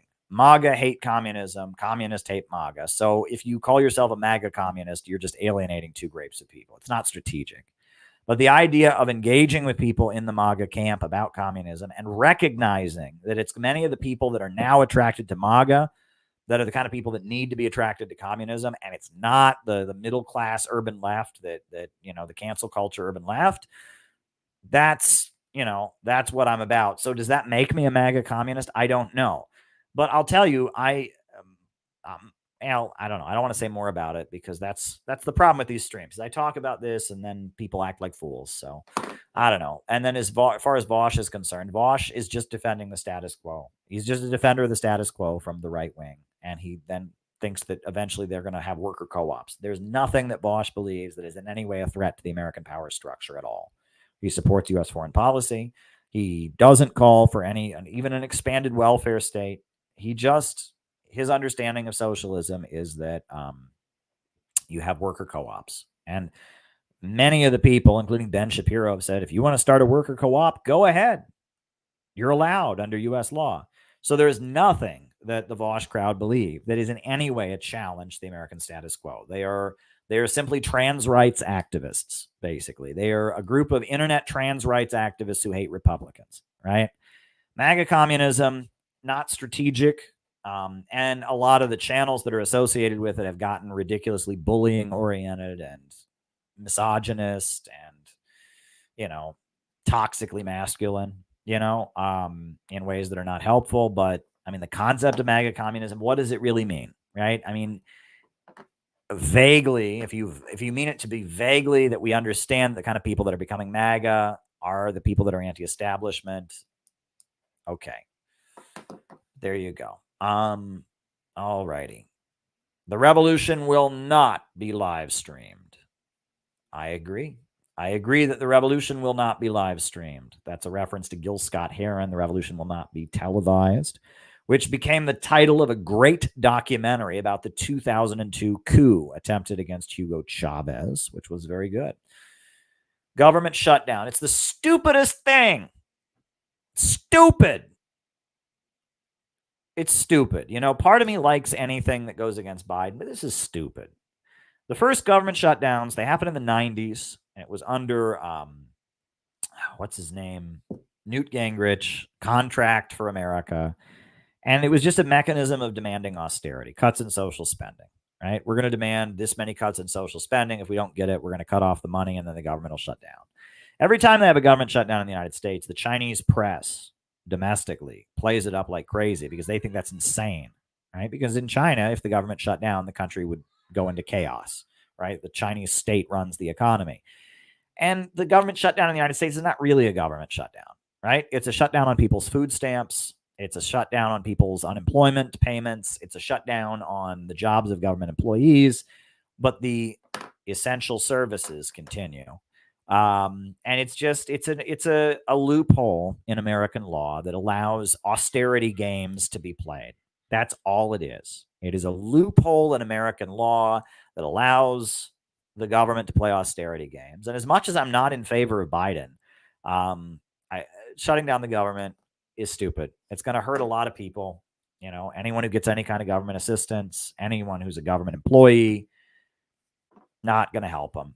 Not going to help them. And it's not helpful. And it disappoints me. The idea of not sending money to Ukraine, I like, but it's an embarrassment. This is an embarrassment. We don't have a functional society. And the government shutdown thing that happens a lot, it's an example of that. All righty. Taibbi and Kern think the Canada Ovation was a PSYOP trial run for open fascism in the West. No way it was an innocent mistake. Well, I disagree with that, Tyler, because what I think is interesting is they've done this already. Time and time again, they have done this. Right? You and me and all of us who follow the Ukraine thing, we have seen the pro-Azov battalion signs. We have seen the insignia of fascists. We have seen the torch-lit marches. We have seen them tearing down World War II memorials. The idea that there are Nazis among the pro-Ukraine movement is not in any way a surprise to us. And there's been many times when stuff like what happened in the Canadian Parliament happened and the mainstream media just moved on as if nothing happened. And people like you and I said, that's Nazi. And they laughed at us. And they said, that's racist. You're like Putin. That's Putin propaganda. I think that the reaction to the Canadian Parliament thing is unique in that people beyond our circles, right? You would expect that RT, you'd expect that Sputnik, you'd expect that Jimmy Dore and Max Blumenthal and Gray Zone would make a big deal out of this. But a lot more people than us are making a big deal out of it. And that shows that that's a good sign, actually. That's not a bad sign. That's a good sign. And Taibbi and Kern saying that, I mean, they might be right, but they're right about stuff that's been happening overall in U.S. society for the past really since 2014. So we shouldn't be, what's surprising about this is this was done, and this wasn't any more blatant. I mean, we had members of Congress chanting Slava Ukraine, and there's nothing unique about this. What's unique is that there's a fallout. There's a negative reaction that Justin Trudeau had to apologize and try to blame it on Russia. That's what makes it unique. So I just don't share Taibbi and Kern's view. As far as fascism, in this book that I wrote, I do argue liberal society is collapsing into illiberalism, and that's what fascism is. And, Western liberalism is collapsing into illiberalism. And I mean, that is the direction that we're headed in this economic crisis. So I don't disagree. I don't agree. I don't have a disagreement about, but I don't think that this thing here, I don't think that's the case. And also, I also think that fascism in the classical, like Nazism coming to America is going to be very difficult because we don't have a white majority, right? I mean, the reason Nazism worked in Germany is because the overwhelming majority of the population were the people the Nazis liked, but we just don't have that in the United States, right?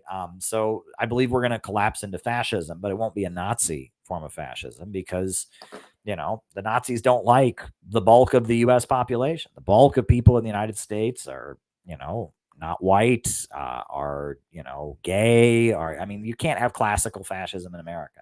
You can't have classical Nazism. You can have fascism. And the fascism that we're seeing is a mobilization for degrowth and destruction. It's coming at this point from the woke side. Could that change? Sure. But that's what I would argue is happening. All right. What did RFK represent? Why was he killed in the 1968 election? RFK was running in the Democratic primary, and he was running, giving voice to the anti-war movement and to the civil rights movement, right? They had chosen Hubert Humphrey, and Hubert Humphrey was associated with the civil rights movement, but he supported the Vietnam War. And Hubert Humphrey was selected as the Democrat nominee. And he supported the Vietnam War, and he supported continuing it. And, Lyndon Johnson had been vice president under Kennedy, and, he had more ties to the military industrial complex than Kennedy did. And he'd assumed the presidency. And then he realized that Vietnam was it was unwinnable. There was no way he could come out of it looking good. So he got on there and said, I will not accept the nomination of my party for another nominee. Lyndon Johnson didn't accept, made clear he wasn't going to run again. And so then they gave it to Hubert Humphrey, who was pro-civil rights, but supported the Vietnam War. But the Vietnam War movement, the people protesting the Vietnam War, the bulk of whom were led by communists, right? I mean, you have to remember that even though the majority of people who protested the Vietnam War were not communists, the anti-war movement was led by communists, right? That there were three wings of the anti-war protest movement, 1968, 1967, 1969. You had the very, very moderate wing. It was called Negotiate Now. And they tended to have rallies that involved civil rights leaders, religious clergymen, and others. And they would say, negotiate now. And they would not call them protests or marches. They'd call them parades, peace parades. It was a very moderate wing. That was run by the Communist Party USA. And they would say, negotiate now. And they would have clergymen, and they would have leaders of the civil rights movement, speak. And they would completely hide the communist stuff. But it was still led by communists. It was led by the CPUSA. Then you had what was called MOB, and it was the student mobilization against the Vietnam War, or the national mobilization to end the Vietnam War. And that was they would have huge rallies, bring the troops home from Vietnam. And they were peaceful, legal, and single-issue protests they would have in Washington, D.C. They would have hundreds of thousands of people at them. That was run by the Socialist Workers' Party, the Trotskyites. They ran that, and their rallies would be big, but they would be peaceful and legal and single issue. And they had marshals that would confiscate any. If you brought signs to the rally that they considered to be off message, they would take them away from you. If you looked like you were going to confront the police, they would jump in front of the police and push you back onto the sidewalk. They were peaceful, legal, and single issue. That was the SWP, the Trotskyites, the National Mobilization to End the Vietnam War. And then you had the far left, right? You had the Students for a Democratic Society, the Weathermen, the Progressive Labor Party, the Spartacist League, Youth Against War and Fascism, which was the Workers' World Party youth group. And they would come to the big rallies organized by the MOB, and they would form breakaway marches that would engage in violent confrontations with the police. They would wave the flag of the National Liberation Front of Vietnam, and they would have signs, and they would chant in support of the Black Panthers. And those were basically the three wings of the anti-war movement during those periods, and all of them were led by communists. So the fact that RFK was basically out in front proclaiming that he was going to be the candidate of the anti-war movement, even though many of the communists in the anti-war movement weren't going to vote for him.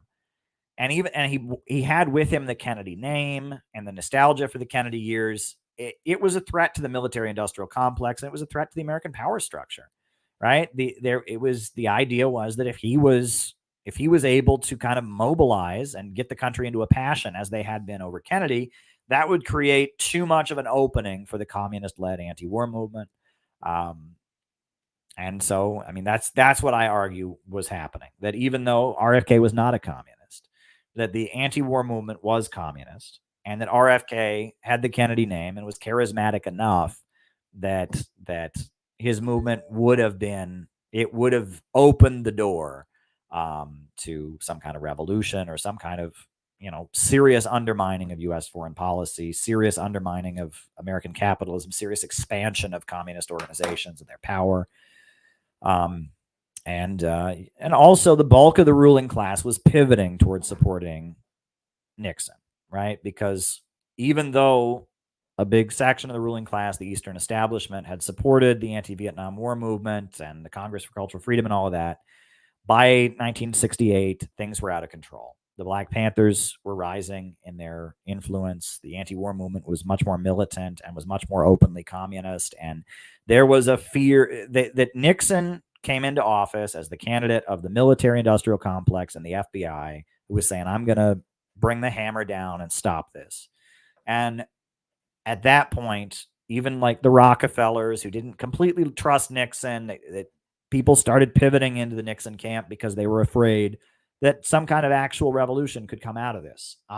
They were very afraid of that due to the fact that France had a revolutionary crisis in 1968, due to the fact that communist forces were expanding around the world, that there was enough fear in the ruling class that they could kind of back off, the lower levels of capital and let the Nixon wing of the deep state take power. And so RFK, he wasn't going along with that. RFK was, he was somebody who made a big point of publicly aligning himself with the anti-war movement, and the anti-war movement was communist-led.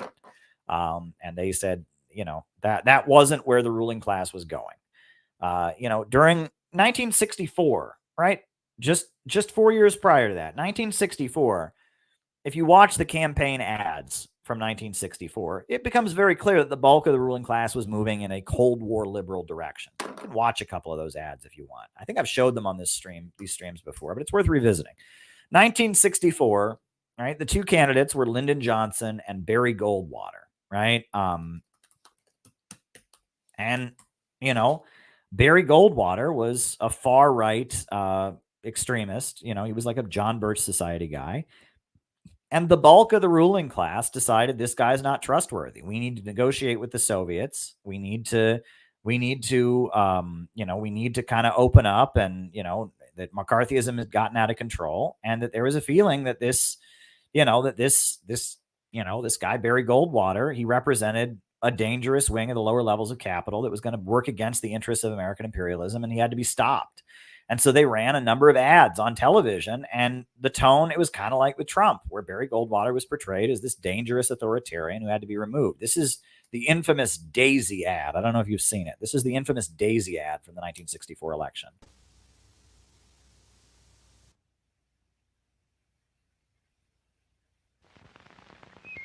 One, two, three, 4, 5, 7, 6,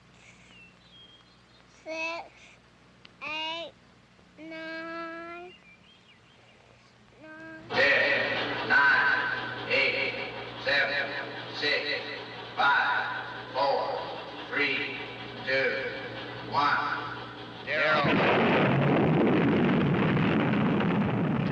are the stakes? To make a world in which all of God's children can live, or to go into the dark? We must either love each other or we must die. Vote for President Johnson on November 3rd. The stakes are too high for you to stay home. Good God, exactly. Right? I mean, you better vote for Lyndon Johnson or else the world's going to burst into flames. We're all going to die in a nuclear apocalypse. That was the message. There you go. Here's another one. Here's another ad. This one's a little bit shorter. I'll put it on for you. It has some offensive language. There's some offensive language in this other ad. I think I've shown it on here before as well, but I'll put it on. Just a second. I'm going to put on this other ad as well. That was the tone, right? It was the bulk of the ruling class was saying that the McCarthyism was out of control and that they needed, Cold War liberalism. But by 1968, that had changed. But yeah, I'll show you the other ad that they did. This was the ad that they did. This is the ad they did on this is another ad from the same election, the 1964 election. All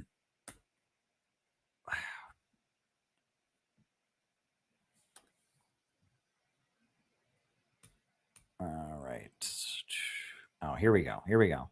And I apologize for the offensive language.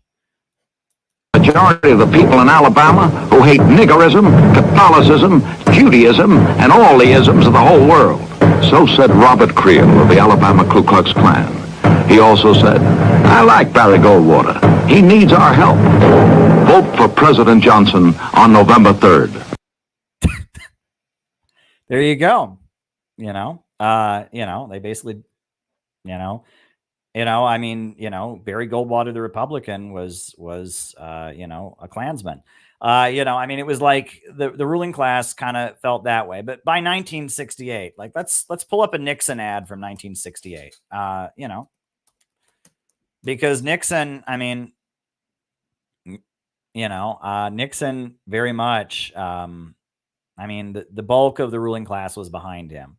They reluctantly got there. You'll remember that Nixon was considered kind of an extremist when he was running for president against Kennedy. But the bulk of the ruling class was behind Nixon. Here's a Nixon ad against Hubert Humphrey. So we'll put it on here.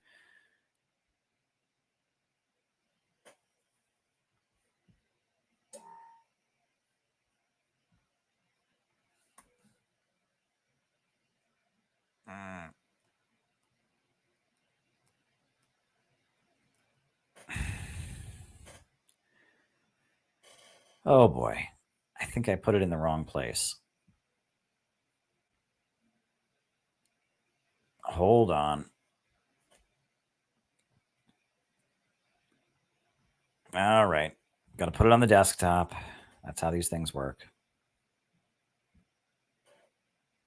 Now it won't let me put it on the desktop. This is annoying. Do you ever get annoyed by a computer? I certainly do. Do I have to download it again? Goodness gracious. I think I have to download it again.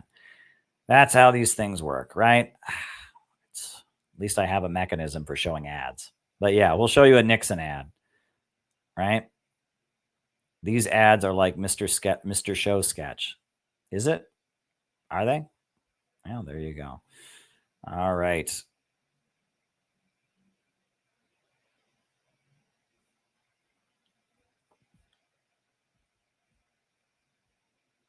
Okay.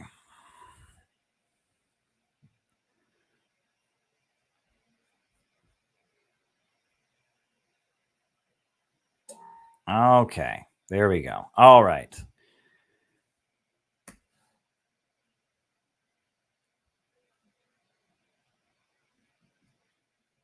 Here we go.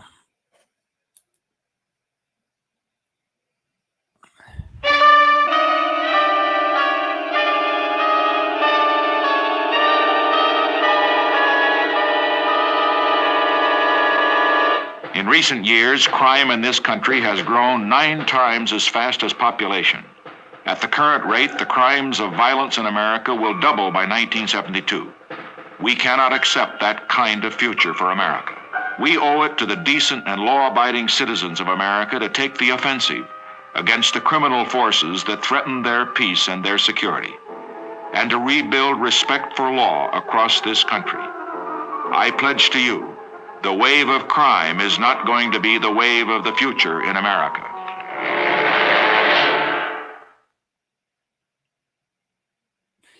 Yeah, basically that was in response to the urban rebellions that had happened in the aftermath of the death of Dr. Martin Luther King. You know, white middle America was terrified, and the message was, vote for Nixon because he's going to bring the hammer down. He's going to stop the out of control, rebellions among the black people. That was basically the message of that ad. We'll put on another one.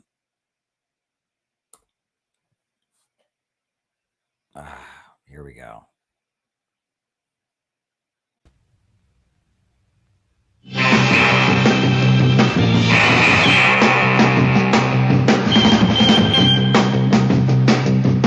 American youth today has its fringes, but that's part of the greatness of our country. I have great faith in American youth. The youth of today can change the world, and if they understand that, I think that we're going to go forward to a great age, not just for Americans, but for peace and progress for all the people in the world.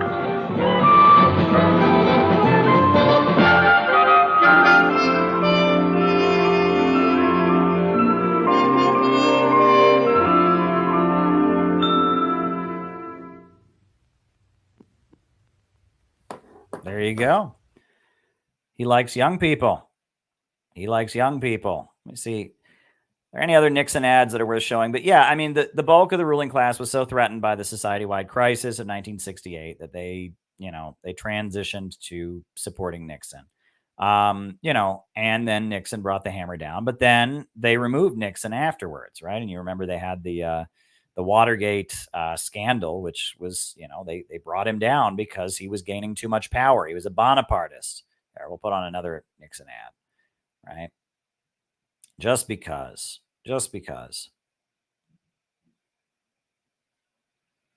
Right? We'll do that. Okay.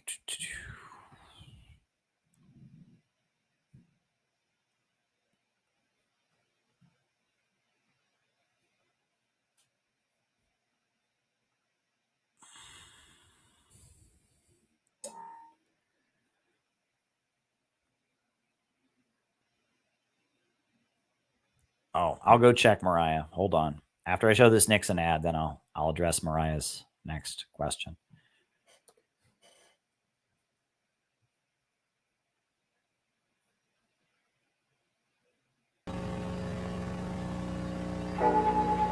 Think about it. When the decisions of one man can affect the future of your family for generations to come, what kind of a man do you want making those decisions?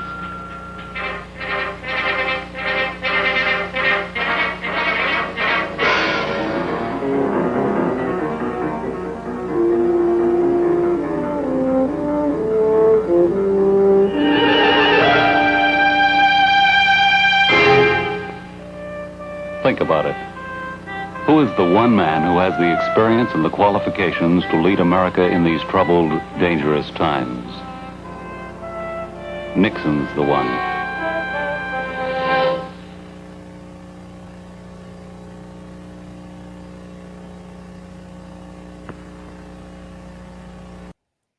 Yeah, the country was quite upset, by all the internal turmoil, the Vietnam War, the protests, etc. People were scared, and Nixon gave a voice to that fear, and the ruling class was afraid, and there you go. All righty. Mariah says, can you discuss the Soviet invasion of East Poland? Nazi apologists are trying to tie the USSR to Nazi Germany. As I've pointed out on many streams here before, the Pact of 1939, right? The Trotskyites had a song about it. In old Moscow, in the Kremlin, in the fall of 39, there's a Russian and a Prussian riding up the party line. Oh, my darling, oh, my darling, oh, my darling party line.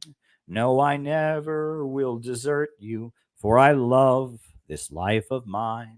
Leon Trotsky was a Nazi. Oh, we knew it for a fact. The Pravda said it, and we read it until the Stalin-Hitler pact.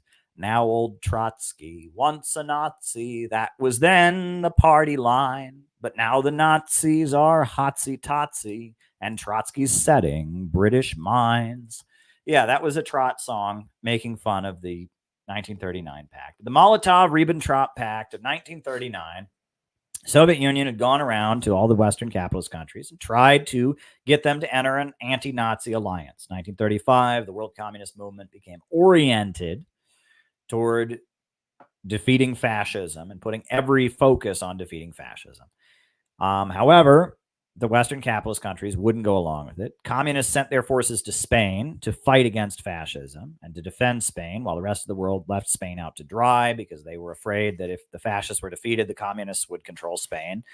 And so it became very clear that that the Western capitalist countries were not going to team up with the Soviet Union to stop Hitler at that point. So after exasperation, as World War II was getting ready to break out, the Soviet Union saw that Hitler was moving in and he was making Britain and France and the United States angry, and they saw an opening. And so they said, okay, let's sign a non-aggression pact with Hitler so that he won't attack us immediately, right? And the pact is we won't attack each other. And they drew a line down the center of Europe. And the understanding was the communists, the Red Army won't cross from this side, and the Nazi army won't cross the other side. And they signed that into agreement. Now, the Nazis invaded Poland, right? That's what officially launched World War II, was the invasion of Poland. When they invaded Poland, the Polish government collapsed and went into exile. It set up in London. It was the Polish government in exile, and it collapsed. The Nazis moved their forces into Poland and seized the bulk of Poland. However, they didn't cross the line. There was a line in Poland. There was a line, and they honored at that point. They eventually broke the non-aggression pact with the Soviet Union, but they moved their forces right up to the line. And so, in order to make clear to Hitler that they were ready to fight him, the Red Army moved their forces right up to the line as well. And when they met, there was a handshake. There was like a symbolic handshake. And the reason that this was not a joint invasion, because that's the narrative you always get, they invaded Poland together. No, the Polish government in exile never declared war on the Soviet Union, ever. The Polish government in exile declared war on the Nazis, never declared war against the Soviet Union. The Polish government in exile never condemned the Soviet Union, never declared war against them. So it's pretty clear that, you know, that was not a joint invasion. That was the Nazis invading the bulk of Poland, the Polish government collapsing, and the Soviet Union moving their forces right up to the line. That's what happened. I hope that was helpful, Mariah. I hope that was helpful. All right. Next super chat question. Thoughts on the passing of Feinstein? Folks, Diane Feinstein, right? Her nickname was Dorothy, right? Because she was like this cute, short girl who wore perky dresses. And she was a straight woman who was friends with gay people, right? And, you know, it used to be that the nickname, like a slang term for a gay person, was a friend of Dorothy. And that was because of the fact that, who was it? What was her name? I can't even remember her name. The singer who did, you know, the Wizard of Oz. She was the star of Judy Garland. Is that who it was? Judy Garland. Judy Garland, you know, her concerts were known to be gay meetups, right? Gay men liked Judy Garland. They went to Judy Garland concerts. That Judy Garland concerts were like gay, cruising. Everyone knew that Judy Garland concerts, if you wanted to meet gay people back when it was illegal to be gay, that was where you met them, right? And it used to be that, like, the term friend of Dorothy became a slur or a slang term for a gay person. Really. So Diane Feinstein was this politician. She was a young Jewish woman in San Francisco in the 70s who was known for liking gay men. She hung out with gay men. She wore perky dresses, cute dresses like Dorothy from The Wizard of Oz. She wore like, colorful kind of little girl kind of dresses. And she was perky and silly, and she liked gay people. But she didn't like the far left of the Democratic Party. She thought that Harvey Milk was too extreme. She thought that the mayor of San Francisco, I cannot remember his name. What was his name? The mayor of San Francisco, the Italian guy. What was his name? He was the mayor of San Francisco, and he was a pretty far left mayor. He was kind of like a Bernie Sanders figure, who was the mayor of San Francisco. I cannot remember his name. She thought he was too far left, and she actually ran against him in the election because she thought he was too far left. The way Diane Feinstein became the mayor of San Francisco is that Harvey Milk, who was the first openly gay elected official, and the mayor of San Francisco were both assassinated on the same night. And what makes, exactly, Carter. What makes it a little shady is that both Harvey Milk and George Moscone, and Mayor George Moscone had been backed by Reverend Jim Jones. And Reverend Jim Jones's followers had then been exposed for their nasty, awful things. There was a lot of abuse and sexual stuff going on. And, Jim Jones' group, not a good group of people. So they all moved to Guyana, and then they committed mass suicide, 1978. It was 2 weeks after they committed mass suicide that a former police officer went into New York City Hall, or into San Francisco City Hall, and killed George Moscone and killed Harvey Milk, both of whom had been, elected, with the support of Reverend Jim Jones. And it was Diane Feinstein who discovered their bodies and then took the oath as mayor. And then the gay community went out and rioted, and she is famous for telling the police to just let the gay people riot. Let them riot, just let them get it out of their system. And that was how her political career ascended. Very shady. It's a very weird coincidence that just 2 weeks after the mass suicide, she discovered the bodies. And I've talked about this on these streams many times. The Twinkie defense, the guy who shot, I think his name was Mike White or Dan White, was a former police officer who killed George Moscone and killed Harvey Milk. He pled. He said that junk food had caused him to do it. The Twinkie defense, and he only got 2 years in prison. Then immediately after he got out of prison, he committed suicide. That's how Diane Feinstein became the mayor of San Francisco. She comes from wealth. She comes from a wealthy background. And she's, I don't know, she liked to party with the gays. I don't know what to say about her. She liked to party with the gays, and, but she didn't like the communists, right? She didn't like Harvey Milk and George Moscone, who weren't communists, but they were hard left. They were social democrat, hard left, friendly to the Soviet Union, hung out with Jim Jones, hung out with Angela Davis. She didn't like the hard left, but she liked to party with gay people, go to nightclubs and party with gay people. And she was known for, she was this, she had this cute smile, and she, wore like a perky dress, and, liked to party with the gay people. And they called her Dorothy. That was her nickname, Dorothy Feinstein. And she became the mayor of San Francisco at the time that, San Francisco, that's when San Francisco was becoming the gay city, right? Because at that point, the gay rights movement was very new. And, the bulk of the country, it was illegal to be gay and stuff. But, San Francisco was like a gay mecca, right? The Village People, right? I don't know if you know the Village People, but, it was like, they started to have the music of the Village People, and the Village People was for Greenwich Village, because Greenwich Village in New York City was like the gay mecca. Well, Greenwich Village on the East Coast and San Francisco on the West Coast, right? And the Village People have a song, "Go West, life is peaceful there, go West." They had that song for San Francisco, and then they had, they were the Village People, and they had the YMCA and all of that. And she's, look, San Francisco politics, the mafia is a really big aspect of it.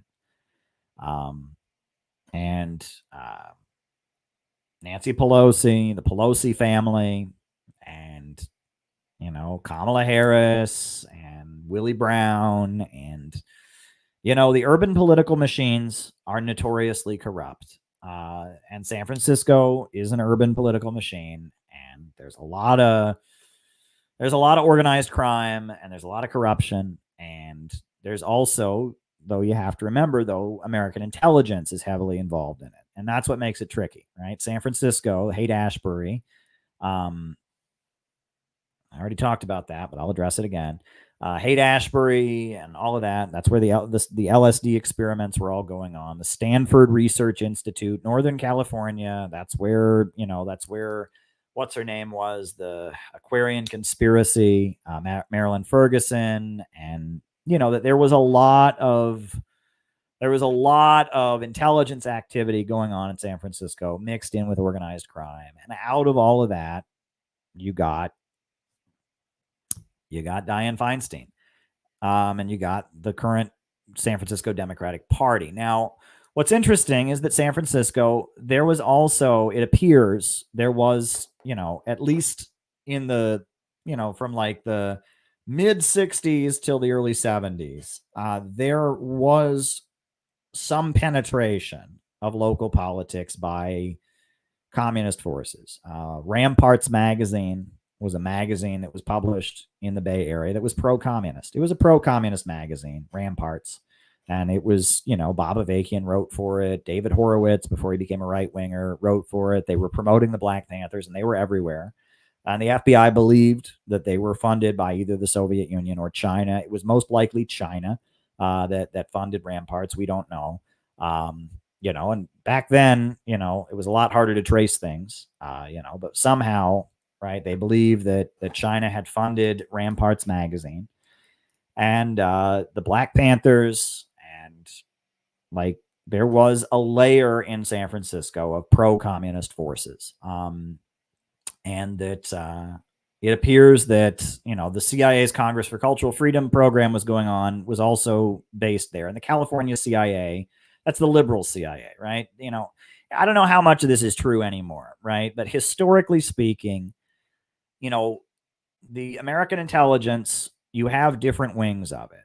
And at least back in those days, Indianapolis or Indiana, Northern Indiana, which is the part of Indiana that's part of Chicago, where you have DePaul University, that is the intelligence hub of the neocons. The neoconservatives come out of there, right? And that's where Amy Coney Barrett is from.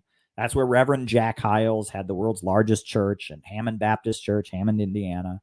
The northern Indiana area, that is the northern, and that's where Pete Buttigieg is from. That's the neocon CIA. Whereas the liberal CIA that brought us the internet and brought us the weird mind control drug experiments and funds psychic research and all that, that's in Southern California, or in Northern California, right? And again, I don't know how much of this is even true, right? Anymore. It was true back then. Nowadays, everything's on the internet and people can be anywhere. But it seemed like, in terms of intelligence, the two main hubs of the CIA and their activities and the organizations they would cultivate is in San Francisco and Northern California. You had the liberal CIA doing their thing, and in Indiana, Northern Indiana, the Chicagoland area of Indiana. It's not DePaul. Was it Notre Dame? Notre Dame University, or I forget. It's in South Bend, Indiana. What college is in South Bend? I forget now. What is it? I'm going to have to look it up. South Bend, Indiana. What a night. I have no memory tonight. Names are slipping away from me tonight. South Bend, Indiana. There's a university there, right? Notre Dame. Yeah, Notre Dame, and South Bend. And that was where you had the neocon CIA. And the liberal CIA was in California, right? In Northern California. So out of all of that, you get the modern Democratic Party. It is pretty clear that throughout the 1970s, you had a legit, like a real communist wing of politics in San Francisco. That because of Ramparts magazine, because of Ramparts, because of the Black Panthers, probably because of China, right? There was, Chinese influence there, and also, probably because of the Soviet Union and other communist countries, and because of the labor movement, and for a lot of reasons, you had in San Francisco, you had communist, like legit communist stuff in San Francisco. And actually, it's funny because there was an older communist woman that I worked with in Cleveland who had lived in San Francisco during these years, and she described how it was chaos. And it seems like that was the way the CIA kind of dealt with it, because you had legit communist forces like the Black Panthers that were there, like the Weathermen, like you had legit, pro Vietnam, pro China, pro Soviet Union communists. The strategy of American intelligence seems to have been to create utter chaos. And that there were many different counter gangs that were patrolling the Bay Area. The Spartacist League would show up with baseball bats at people's events and beat them up. Various Maoist groups were fighting with each other, and there were Maoist groups that were later proven to be fronts for the CIA that would attack other Maoist groups. And that because that area was a stronghold, there was enough of a base among the population that was pro-China, pro-Soviet Union, pro-Black Panthers, pro-Vietnamese. For whatever reason, it appears that the strategy of the intelligence agencies was to set up a number of fake communist groups to go through and cause chaos. And she describes it. And, you can read about NATLFed, the National Labor Federation. Many people don't talk about them. They're still around, I understand. I think they even have people in New York City now. But, the National Labor Federation, they were known as NATLFed, right? They're still around. This is like a Maoist communist group that was formed during these times that is basically a criminal organization, from what I understand. They engage in, like fundraising fraud. And I mean, this is the National Labor Federation, or NATLFed as it's called. They were around at that time, and they would engage in violence against other groups. And that it was just, there was enough pro-communist sentiment that the CIA kind of moved in a bunch of old counter gangs to create chaos. Out of all of that, you did have enough of a base that George Moscone could be elected mayor of San Francisco. Harvey Milk could be on the board of aldermen of San Francisco. Reverend Jim Jones, he fit in there, and he set up his church, and he was saying pro-Soviet things, and he had this weird church that was pro-Soviet and did faith healing and all kinds of stuff. And then you also just had a huge number of little tiny communist groups that existed that engaged in violence against bigger communist groups. And those groups were supported by American intelligence. It's very bizarre. It's a very, very bizarre period. And that, honestly, San Francisco in those years sounds really scary, honestly. I mean, and it's sad, but I mean, that was the way American intelligence figured they could fight the communist influence in the city, was that they could, for whatever reason, they could just create chaos, right? And that was probably more effective, right? If they had just, if they just shipped in a bunch of right wingers, then the people would have all rallied against them, right? But by creating confusion among the communists, right? That was the Brzezinski liberal CIA strategy for dealing with communists, is you recruit some of the communists, you play the communists against each other, you play the Soviet communists against the Chinese communists, you play the Euro communists against and that's what they did. And that, I mean, I remember talking with this woman who had lived there, and she said it was legitimately scary. She had been in the Democratic Workers Party, the DWP, which was one of these Maoist groups. It was like a Maoist feminist group. And she talked about how it was legitimately scary. They would have events, and other communist groups would show up with baseball bats and weapons, and they have to fight them at the door, right? And it was kind of a scary time. But the end of that pro-Soviet wing of San Francisco politics, the end of it was the rise of Diane Feinstein. Diane Feinstein came to power, and it was like a coup, right? I mean, now we can't make the link, but it looks like a decision was made by somebody that in light of the Jim Jones mass suicide, George Moscone had to go, Harvey Milk had to go, and the more moderate wing of the Democratic Party needed to be pushed into power. For whatever reason. And that looks like how Diane Feinstein assumed. That was the beginning of her political career. And she's been in power ever since. Organized crime, I mean, the guy who killed Harvey Milk, Dan White, was a former police officer, former firefighter, and then after the rioting that followed the death of Harvey Milk, you then had the police department of San Francisco, just raiding every gay bar in town, beating up all the gay people. And, you had, that was the atmosphere through which Diane Feinstein came into office. So I guess I'm rambling here, but when I think about Diane Feinstein, what I know the most about Diane Feinstein is this background, which I find fascinating. But like I said, it appears that late 60s, early 70s, up into the late 70s, there was a huge amount of communist power in San Francisco, and that there was a huge amount of infiltration and manipulation to weaken it, and the culmination of that was Diane Feinstein coming into power and the Jim Jones thing. So there you go. There you go. All right. Ramifications for Biden of RFK's independent run. Well, I mean, Biden wasn't going to debate him anyway, right? Honestly, in a weird way, this may actually help Biden because RFK is attracting dissidents, and this creates a place for dissidents to go that's not Trump. That said, I still think he should run. I think he's doing a great thing that he's running. I don't agree with him on every issue, especially not Iran stuff and Israel stuff, but I think RFK running is a great thing. He's making a great contribution. But in a weird way, it may end up helping. It may end up helping Biden because it'll divide the dissident vote. Because Trump is going to run too. But then again, Trump is going to be indicted. This election is going to be a circus. I mean, it's already turning into a circus. This election is a circus already. At the end of the day, look, as much as I respect, there are people in this chat who are very dedicated to supporting certain candidates, and I respect your right to do that. CPI doesn't endorse any candidate, and the orientation we have to have for building CPI is that it doesn't matter. No matter what happens, no matter who wins the election in 2024, we're going to keep doing what we're doing. We have to have a plan that doesn't depend on one administration or the other. And we just have to assume that the election will happen and the drive to create a low-wage police state will continue, and our work will become more important.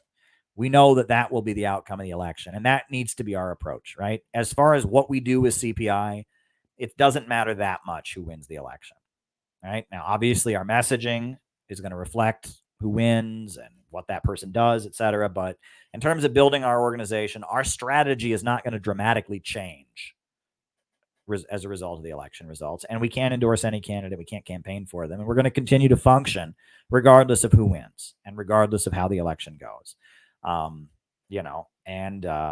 And part of what we're going to need to do is try to keep our focus, try to keep talking about the issues that are important. The Uhuru trial is going to happen. And unless they make a decision to dismiss, which they should, right? The Uhuru trial is going to happen, and they're going to try to distract everybody and get everyone focused on the elections. We need to keep raising that. We need to keep raising the danger of World War III. We need to keep pounding the drum about what we care about as the elections go on, and not let the battle of personalities that the elections inevitably turn into distract from the real issues that we're pointing to. That's my feeling. Okay. Trump says awful things. Biden does them. Exactly. Yeah. Trump says awful things. Biden does them. That's a great way of putting it, John. I couldn't have said it better myself. And that, I don't know. I mean, again, everything Biden is doing versus everything Trump said, what offends you more? Right. And that a lot of the anger at Trump, I think, it's not so much they're angry at Trump, they're angry at the working class people who support him. There's a fear of working class people and their resentment against the middle class. So there you go. Thoughts on Canadian Nazi standing ovation.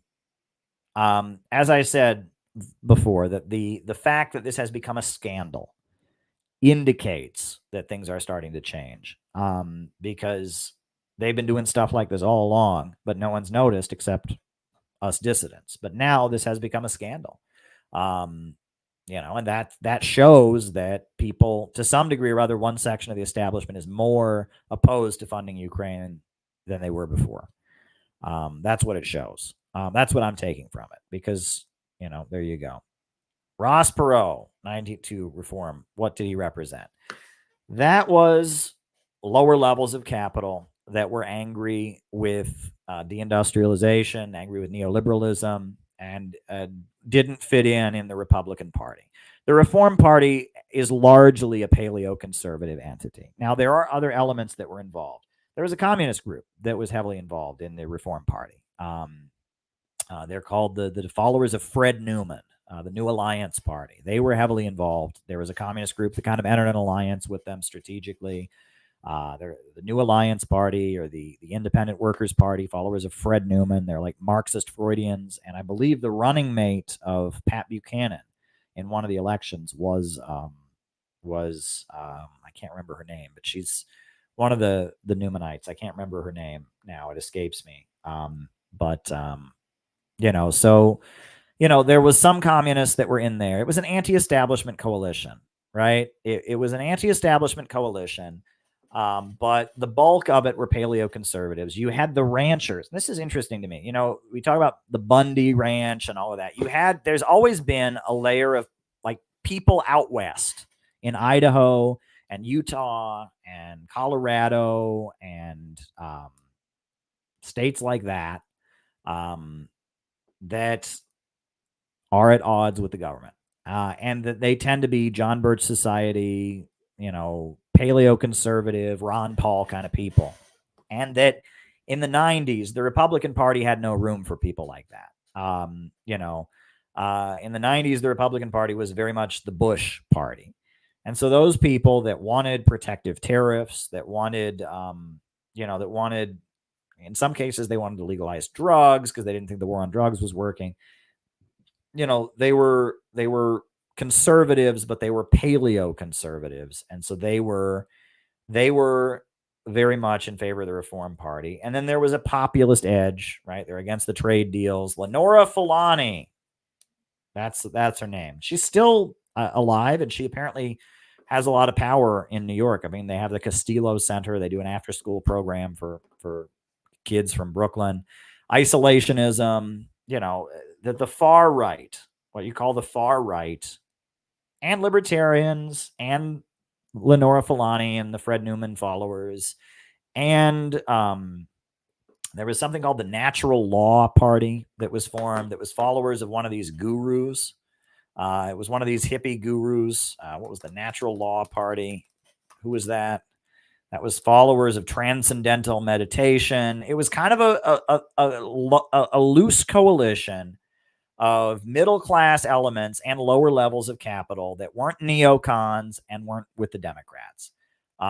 They were just kind of, elements that had something. It wasn't a working class movement, but they were people that had some property. The transcendental meditation movement, the what do you call it? The the ranchers out west, and the lower level capitalists, the John Birch Society kind of people, libertarian. There was a layer of people that were largely right wing, but not completely, that were isolationist, that were for protective tariffs, that were critical of the way the country was going. and they formed the Reform Party. And at first you had Ross Perot, and then after that you had Pat Buchanan. And, Pat Buchanan also, there's a trad Catholic, right? He's in with the traditionalist Catholics, E. Michael Jones, people like that. They were part of it as well. And it was a break from mainstream politics, and it gave voice to a level of alienation that was widespread in the country. You had Oklahoma City, right? You had Timothy McVeigh and the militia movement. They were obviously, most people that were involved in this had nothing to do with that. But, you had the incident at Waco, and that there was that in sections of the United States that are not on the coasts, that are in like the less populated states, you had a layer of people that were alienated by both parties. They were alienated from both parties, and they were anti-establishment, and they were questioning U.S. foreign policy. A lot of what they were saying was lower levels of capital are being crushed. That wasn't everything they were saying. Some of the stuff they were saying, the isolationism was pretty good, and you can argue that Trumpism, in some ways, Trumpism draws from that period. But Trumpism is much bigger. It's much more amped up, and it's much less confused, right? Because it's like, what did these people even agree on? You got E. Michael Jones and Pat Buchanan. They're traditionalist Catholics. You got the transcendental meditation people. They're like, what, New Age, Eastern mystical hippies. You've got Lenora Fulani and the Newmanites that are communists, right? But they're like Marxist psychoanalysts. They're communists.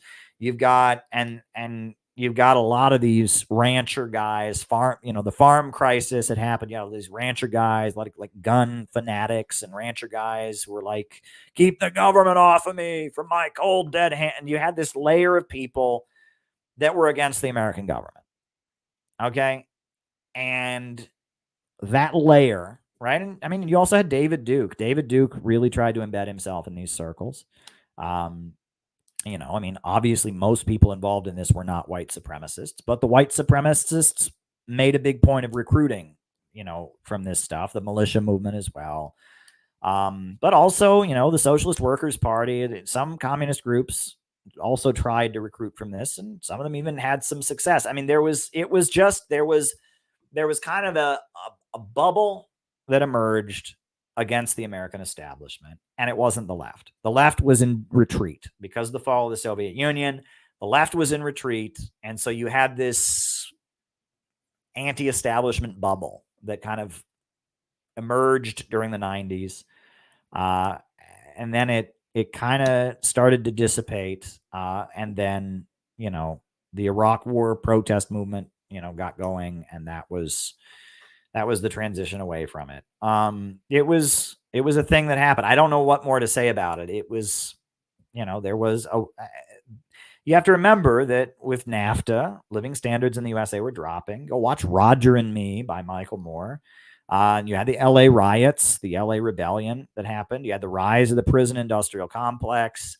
Deindustrialization is happening. The Rust Belt of the country is getting poorer. You also then, it was, even though the USA had won the Cold War, there was still a lot of economic hardship, even though it was supposedly a booming economy. And you had the late 90s boom, right? You had the dot-com boom when the internet just started going. But before that, things were not good in the country. And so you had this bubble of anti-establishment forces. But what I find to be interesting about that is so you also had the communist groups, and the communist groups were their own thing. They were the left. And then you had this layer of people. And what's interesting is they all seem to have kind of known each other. And I mean, maybe John's in the chat. I mean, you were there. You probably remember this, but it's like you had LaRouche, you had Lenora Fulani and Fred Newman, you had David Duke, you had Farrakhan, you had the Natural Law part, and that there was this whole layer of people that were like, they weren't the left. You had the actual communist left. But then you had the other dissidents, and they were just this, the Libertarian Party was in there. the militia movement, and you just had, and some of them were what you can call right wing, but some of them weren't. Some of them were hippies. Some of them were, I mean, what is LaRouche? Is LaRouche right wing? I don't know. Right. I mean, Lenora Fulani, I mean, they weren't like right wing. They were communists. They were Trotskyites. It was, you just had this layer of like, you had the actual left that was protesting for Mumia Abu-Jamal. And then you had, the other dissidents, you can call them. And they were a mishmash of a lot of different things. They were anti-NAFTA, right? Carter says anti-NAFTA connected them all. Yeah, that's a good way of putting it. They were against NAFTA. They were more isolationist and opposed to interventions around the world. And they were mad at the government. They thought people's civil liberties were being taken away. And yeah, there you go. I mean, that's really all I can say about that. It was part of 1990s politics. But yeah, anyway, folks, I'm tired. But yeah, it's been fun. Tomorrow night I'll be on with Lori Spencer. It'll be on this channel as well as her channel. I do want to remind you all, on Monday we are having a patrons only stream. Or not on Monday, on Sunday evening, we're having a patrons only stream. So please sign up on the Patreon so you can be part of it, right? Love to have you be part of it. It's going to be fun. Also, we're having our great conference coming up in Portland. That's going to be excellent. It's going to be awesome. So make sure to mark your calendar and be there. We need you to be there. We need your support to make it happen. That's going to be important. And I guess I will put on the closing music. Glad I could answer your questions. Yeah, there we go.